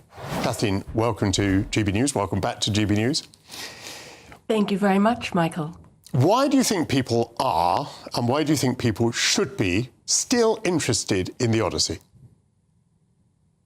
Well, it has fired the imagination of poets, visual artists, composers for centuries, indeed millennia. And the Odyssey, along with the Iliad, is one of the foundational texts of the Western canon. And in fact, it goes beyond its importance to Western civilization.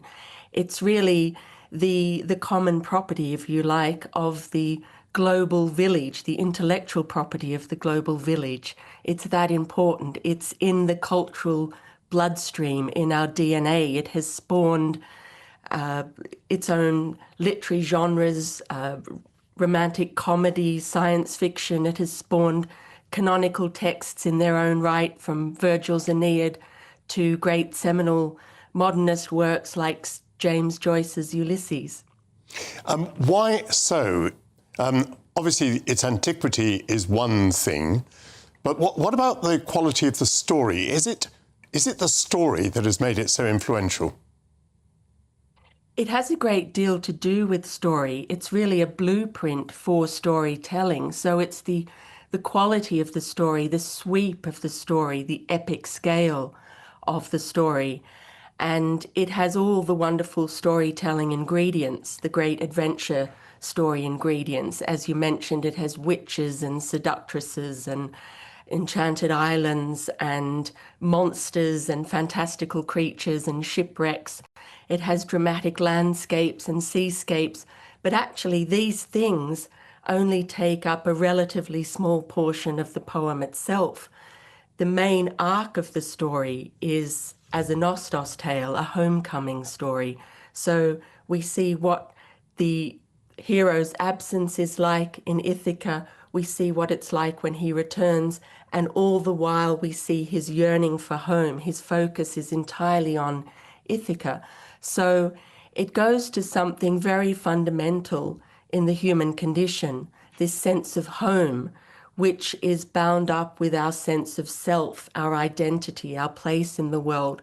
And for Odysseus, he can't forget Ithaca because his entire human essence is bound up with Ithaca, with that place, what makes him a father, a husband, a king, everything about his being. So it's unthinkable that he can forget it. And that, I think, touches us very deeply. We all have a place or a time or a state of being that is home to us, that we're drawn to, that we long for and yearn for.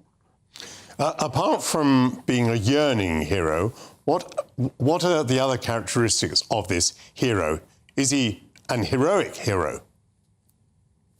He is a heroic hero, but he's slightly unusual in that he is described as polytropos, which is twisty or turny, or Emily Wilson in her recent translation described it as complicated. He is a complex hero, and the complexity of the characters, not just Odysseus, but primarily Odysseus, is part of its enduring appeal, of course, that it has this psychological component to it. It's very compelling as a character study. So we see Odysseus, of course, was the mastermind behind the Trojan horse that led to the sacking of Troy and the Greek victory over Troy in the Trojan War. So he's considered wily and cunning, sometimes on the far side of the truth. It's not always an admirable quality. So he's a much more complicated and sometimes confronting hero, not a straightforward hero. He's, of course, got physical strength, as you'd expect, but he's very different, a hero from Achilles in the Iliad. Achilles' fate was to die a young and glorious death, and he knew this, and he accepted that, and his fame was going to come in the afterlife when he would be sung about as a great hero on the battlefield.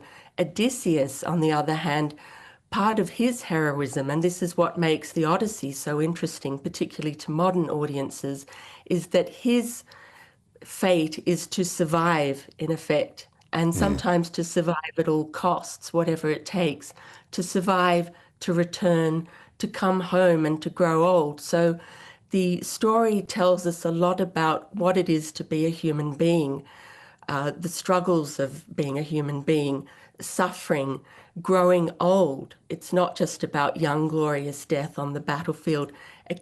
Odysseus actually gives up the opportunity to live a life of sensual pleasure and leisure with Calypso, because he wants to go home to his wife and grow old with her. So it's a very different concept of heroism than we find in, say, the Iliad. Of course, Odysseus also appears in the Iliad, where we see his cunning at work. I can hear, Kathleen, the passion in your voice. Could you describe personally what the Odyssey has meant to you in your life? Well, I've always been very attracted by this idea of nostos, where we partly derive nostalgia from. And so the idea of Ithaca as an abstraction, if you like, Ithaca as a sense of home or belonging. And so I have written about this, about the Odyssey, particularly from that perspective of nostos and nostalgia and homecoming. And just to give you a little example, I was actually talking about the Odyssey and nostos on the eve of the Russian invasion of Ukraine. And within a few hours, I was reading about a young Ukrainian mother who was trying to get her daughter to safety across the border into Poland. She herself was an actress, and that very night she was supposed to be opening in a new staging of Homer's Odyssey in a production that was focusing on the perspective of Penelope.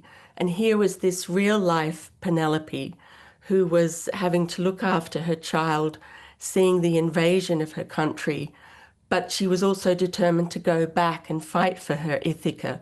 So I think one of the reasons that this is such an enduring tale is that we see it all around us, not just in great works of art, literature, music, etc., but in real life and in very desperate circumstances often. Thank you so much, Dr. Kathleen Riley. Absolutely fascinating. Thank you for joining us at quite a late hour there in New South Wales. A great pleasure.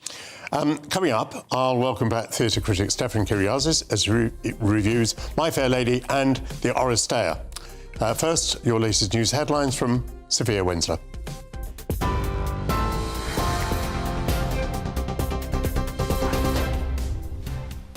Michael, thank you. Your headlines at 12:30.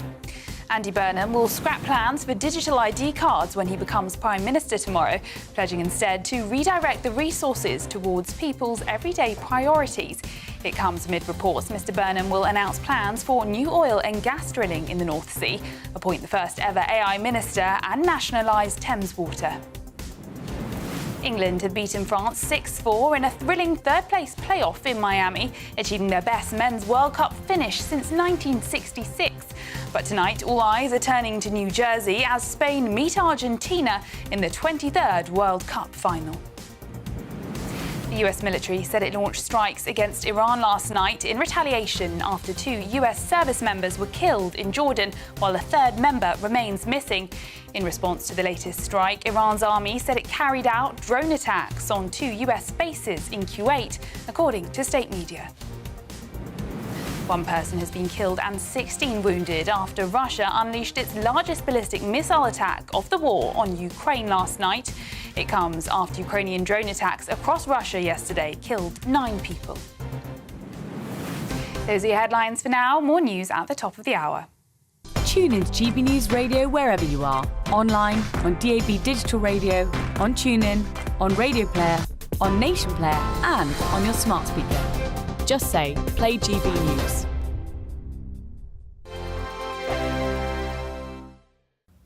Good morning and welcome to your latest GB News weather update from the Met Office.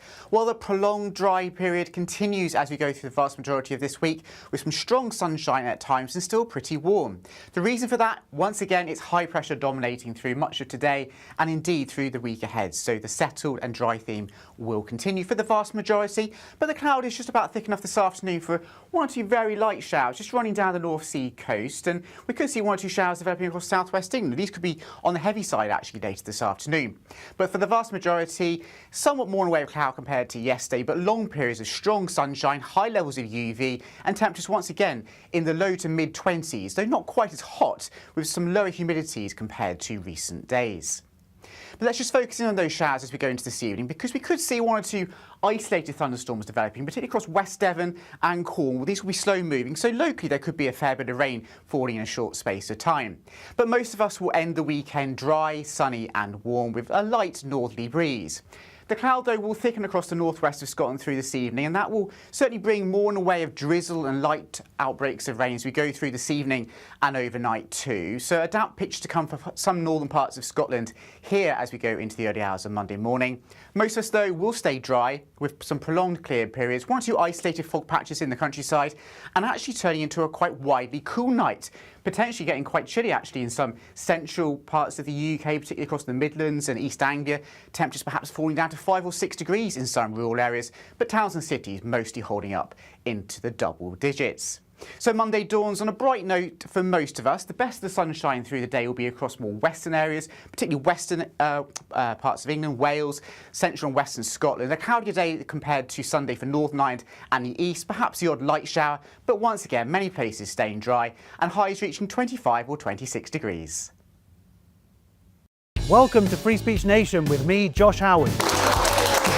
This is the show where each week we see what's happening in the world of culture, current affairs and politics. First we'll say, welcome to the UK. Oh, thank you. And we're not afraid to use our free speech so that you can use yours. It's not controversial in the slightest to anyone who hasn't lost their mind. Free Speech Nation, Sunday nights at 7 p.m. Only on GB News, the People's Channel, Britain's news channel.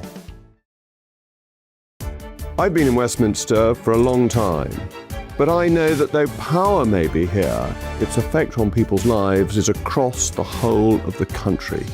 We may be where rules are made, but it's where they're implemented that matters. Join me, Jacob Rees-Mogg, for forthright and frank discussion on where Britain has come from, where it's going, and where it will end up. That's State of the Nation, Monday to Thursday, 8 to 9 o'clock. Vox Populi, Vox Dei.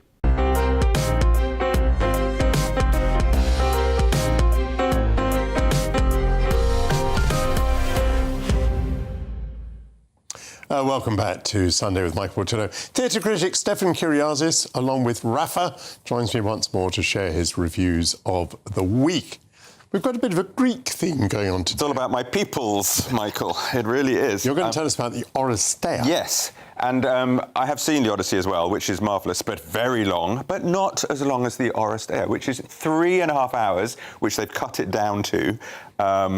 So basically, we've got a little clip, partly with the cast, but also with the director. But it gives you a little idea of how he actually approaches taking a 5th century BC story and bringing it into the modern day.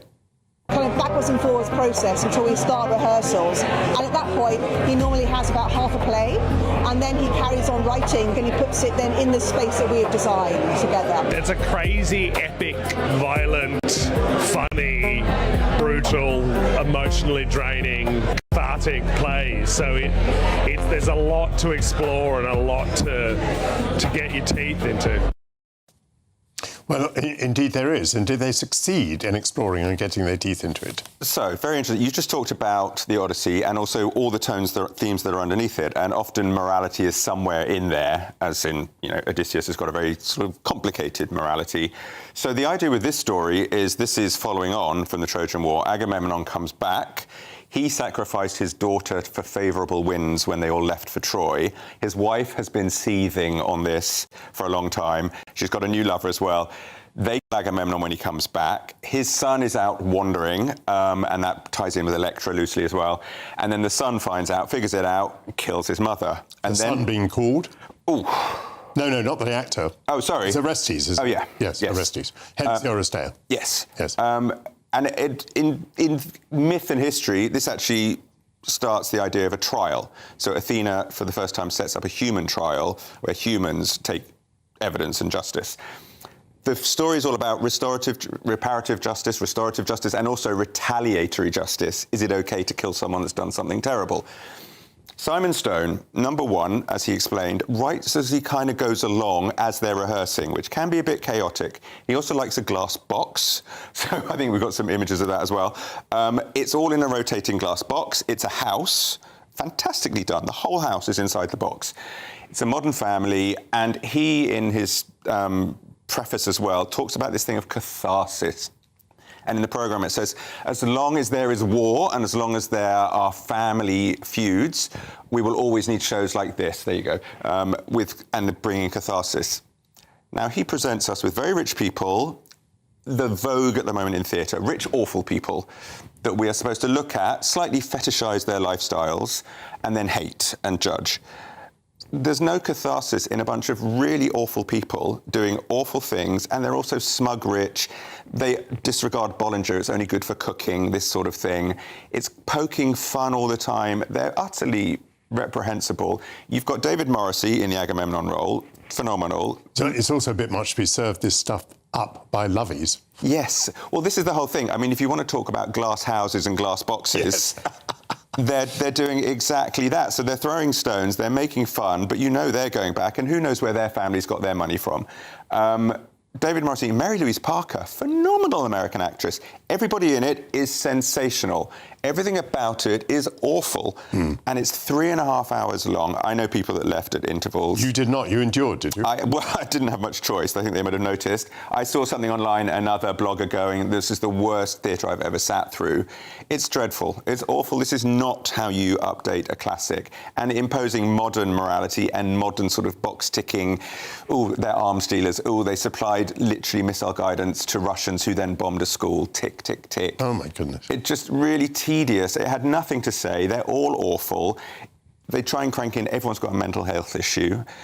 Doesn't work, very poorly done. Where should we miss this? You should miss this at the Bridge Theatre. It's going through till the start of September. Oh, it's the Bridge, It's the Bridge. So good. Yes, just following up Into the Woods, which was sensational.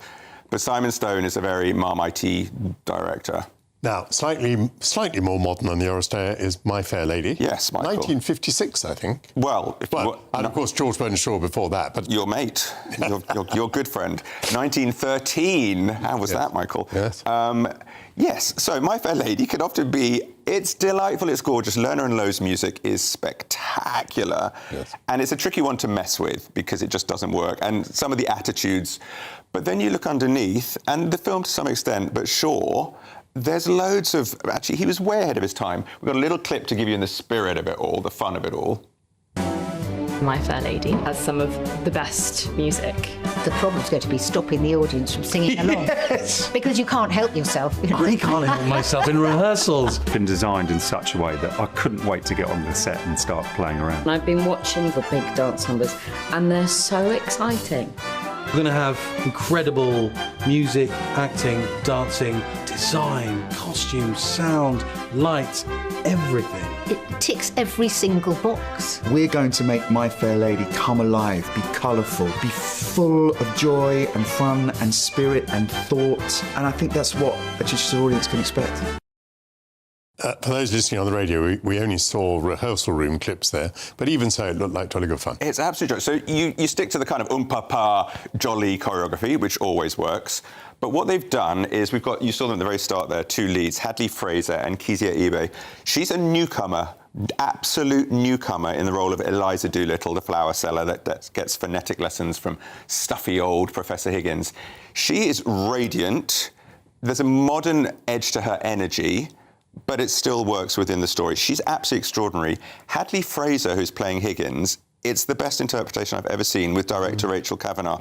So, I mean, he is a man-child, whether he's old Rex Harrison or whoever he is. You know, he's never grown up. He's never faced accountability. He's pompous, but he's also, you know, he bellows, he gaslights people. Hadley Fraser turns it almost into an overgrown child. There are tantrums. He's petulant. And so when he calls, "Mother!" you know, and there's that wonderful song where he goes, "Why can't a woman be more like a man?" They've staged it with all the female staff, dressing him, putting his clothes on, feeding him food, cosseting him like a child, and they're all the women, and they're all exchanging looks as they do it. There's so much in there, and then the ending of the film is a problem. Why on earth does she go back to him? What is their relationship? It makes no sense. I don't believe it, and I don't like it. Previously, they've just staged the musical a couple of years ago, and she leaves him, which is the Pygmalion George Bernard Shaw story. She goes off to make her own life, rightly so. However, this time, they fall in love, and it's believable, it's properly done, all the dynamics remain the same, but Hadley Fraser takes us on this incredible journey where at the end, he sees himself for the first time, and he lets her see him. It's absolutely beautiful. I cannot recommend it highly enough. One really terrible thing, one really great thing. That one's on in Chichester. Yes, in Chichester. Isn't that Chichester marvellous? Festival Theatre, which is always glorious. In 30 seconds, no more, tell me your last piece. Jonathan Larson Project. It's about the guy that wrote Rent. Rent is coming back to the West End this autumn, which is very exciting. He died 30 years ago this year, the morning of the very first preview of the show off-Broadway. He never saw it performed for a paying audience. It became a worldwide sensation. It takes La Bohème, updates it, and there's still, you know, drugs and gay people. This show is all of his songs that never got performed in a sort of jukeboxy style, shows what an incredible talent he was. And it also, for me, 5 actors, Southwark Playhouse right now, shows me why we need more people writing stuff that actually feels real, that people can relate to, that creates a community, unlike the pretentious stuff we saw at the start of the section. Stefan, a glorious review. Thank you very much indeed. Thank you, Stefan. Coming up with the summer holidays now underway, parents are reportedly concerned that increased screen time over the 6-week break will mean that children will pick up Americanisms. This is Sunday with Michael Portillo, only on GB News.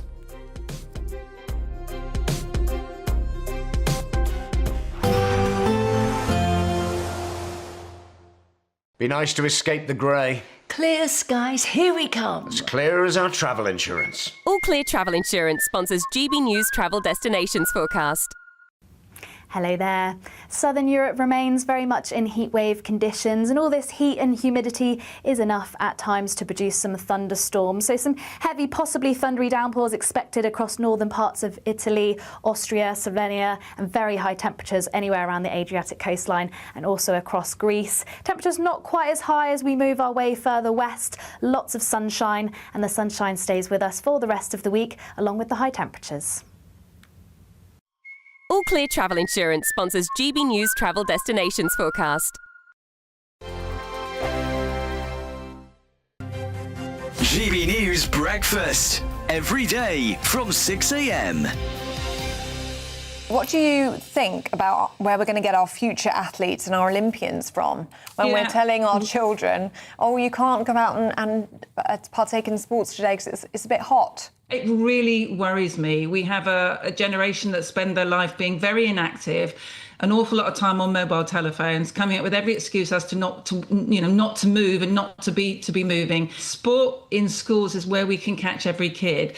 And the kids that will lose out are the kids that come from areas of deprivation, because the parents that can afford to make sure their children do sport will still do that. But the parents that can't afford, sadly, will miss out. So it's really important that our kids, do enough physical activity, lay down these habits, understand about how their body works and nutrition and food and looking after themselves and health. We have a health crisis. It's really important we start early. The People's Channel. This is GB News, Britain's news channel.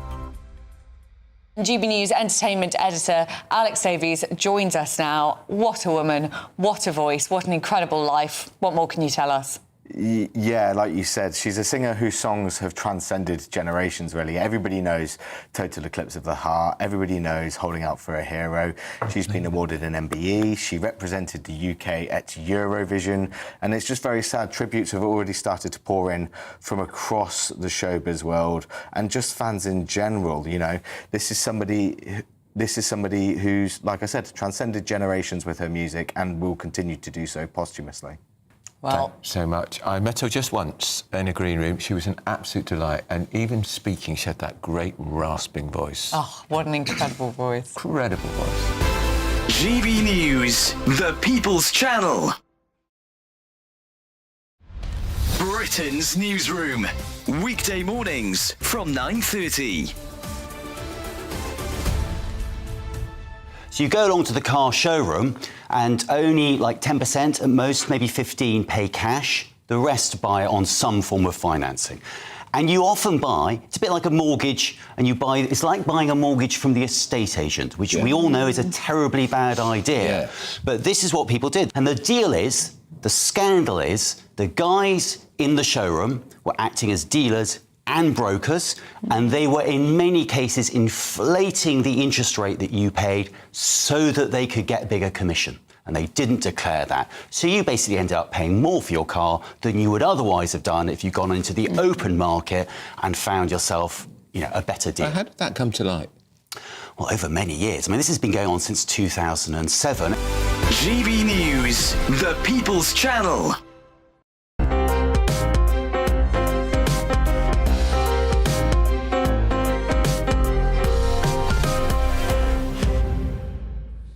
Welcome back. Parents are reportedly concerned that their children pick up grating Americanisms from watching online content. Does it matter if films become movies, chips, fries and rubbish trash? Is it too late to turn off the faucet? As Juliet almost said, what's in a name? That which we call a crisp by any other name would smell as foul. Dr. Alex Barata, lecturer in linguistics at the University of Manchester, joins me now. Hello, Alex. Hello. Thank you for having me. Why do you think it is that nations like to protect their language? The French have a French academy set up, I think, for the very purpose of defending their language. Do you think countries should defend their language? Well, I think they should certainly be proud of it and celebrate their language. But if defend means trying to stop the natural linguistic tide of language change, I don't think they're going to have much luck, because it's ultimately people on the ground with each generation who change the language.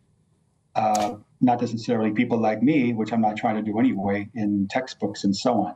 We can't fix language. We do have a standard variety of English, French, Italian, and so on. That's a different subject, perhaps. But ultimately, language is always going to change, and that's a linguistic reality. But I think the societal reality is language change means language decay. Some words, I think, are simply better. I mean, I believe movie is a better word than film to describe a thing that consists of moving images. Film is a very ambiguous word, movie is rather specific. So that might be a reason why we would adopt that word. I often use the word movie myself. It could be, I think, also because people see movies or films very often, so it's a very, perhaps a very obvious word that will be adopted, but who knows what words will be taken from America and brought to Britain. It works both ways. I mean, the Full Monty was a big hit in the States. Now, did this catch on? Well, somewhat. I watched it on a daytime soap opera once, and that's got about millions of viewers every day. And a character referred to the Full Monty, not the film, but the British expression, whereas we would normally say to go the whole hog or the full 9 yards, or the whole 9 yards. The word that some people found most grating, the Americanism that upset the most, was the word diaper, whereas we would say nappy. So I looked this one up, and it turns out that diaper is ancient Greek, and then it's ancient French, and it occurs in Middle English. Well, that's the thing. English has been borrowing words for centuries, and we never give them back. So the origins may not even be English. I mean, zucchini, courgette, neither is English. Well, they are, but they're originally Italian and French, respectively. And of course, nappy has a very different meaning in the United States, too. It can be a very offensive term, as it might be used sometimes as an adjective. So, I mean, because it's a baby and you're so full of love, why would you have this horrid Americanism creeping in? But it's not horrid and it's not good either. It's just language. Faucet is another word. The Americans use it, we don't. We tend to say tap. But faucet, again, is, I think, Middle English. Its origin, actually, is French. Why is it, then, that Americans are using some words in their daily lives which hark back a long way, whereas we English somehow, we British, I should say, have dropped them? Well, I think when the Pilgrims came to the United States, American English had to start immediately to name all these new animals and creatures and so on. And then letters sent back and forth spread it, obviously a lot slower than we have now, the click of a button. I think sometimes it's not always easy to explain why did the word fall, which originally was British English, meaning autumn. It's still used in the United States. If you say autumn in the US, it can sound very poetic. But we borrowed, or British borrowed, the word autumn from French because French was a prestige language at one point. English had second-class status. Ultimately, though, I think what the problem is, it's the connotations. It's not the words per se. The words are just academic. In another universe, diaper could have been British English and nappy could have been American English. It's maybe just for some, negative connotations of American culture, and that's really what the issue is, not necessarily the words per se, I think, or pronunciations. That's really what it's about. Language has connotations. It has, to some extent, for some people, stereotypes. It's all in the ear of the beholder, I suppose. Yes, and I suppose for a very long time, the British were used to being very culturally influential, and maybe it hurts a little bit to think that the United States has usurped our role in that respect. Thank you very much indeed, Dr. Alex Barata, for your views on that. Thank you. Indeed, thank you very much to all my guests for joining me today. Absolutely fascinating show to me. I'll be back at the same time next week. Coming up next on GB News is The Weekend, and its presenter, like me, is dressed in red. I refer to Dawn Neeson. Dawn, what's coming up on your show? Michael, thank you very much. Great show, as always. Hopefully we can follow suit. We've got some real shocking stories for you. We're talking about the jihadi that wants to come back to the UK to see his family, even though he's a threat to us all, and guess what? He's using human rights. We're also talking about rape gang scum who have been released early, scouts using anti-Semitic words, and some blokes getting a new job tomorrow, evidently. Not sure about that one. All that after the weather.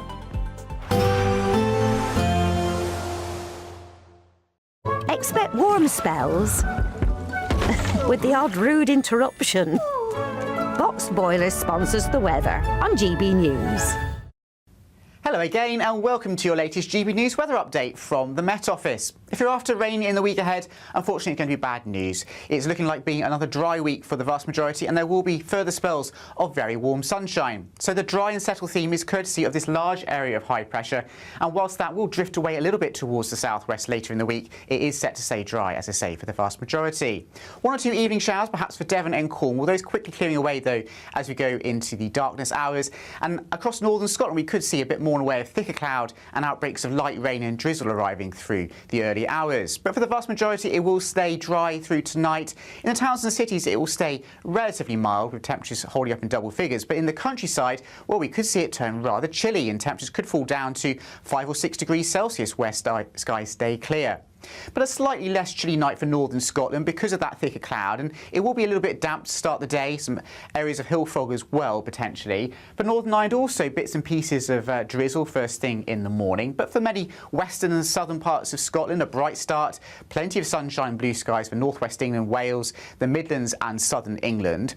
Notice though towards the east a bit more in the way of cloud, particularly for East Anglia and North East England, and it certainly will be a cloudier day for these areas compared to on Sunday. Once again, there's small chance of a few light fleeting showers, but many places seeing very trivial amounts of rain, if anything at all, and staying entirely dry.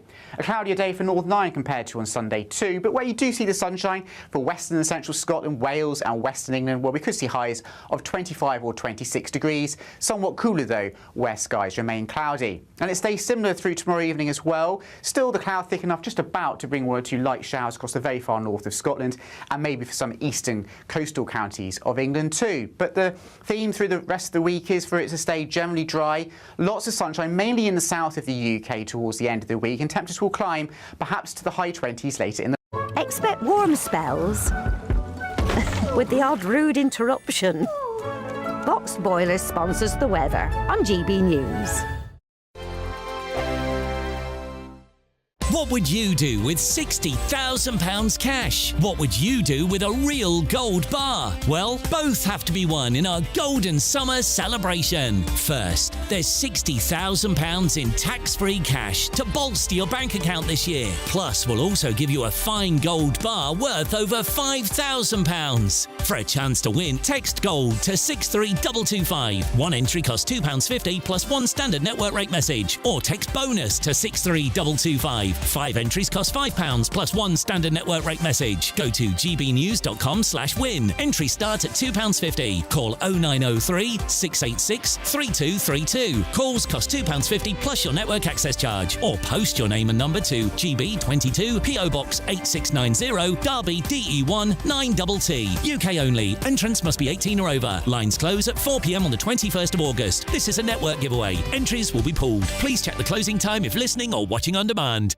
Bold. They are under no illusion. Ray. Are you a human trafficker? Boundless. I've had enough of the nonsense, and I'm not afraid to say it. Don't get this on the BBC. Every weeknight, I tear through the headlines. The smell of gasoline. Should we be worried about it? From Westminster madness to cultural war chaos. What I'm going to do now is they are throwing things out the car as we speak. Get ready, Britain. Here we go. Patrick Christie's tonight, weeknights from 9 p.m. only on GB News, Britain's news channel.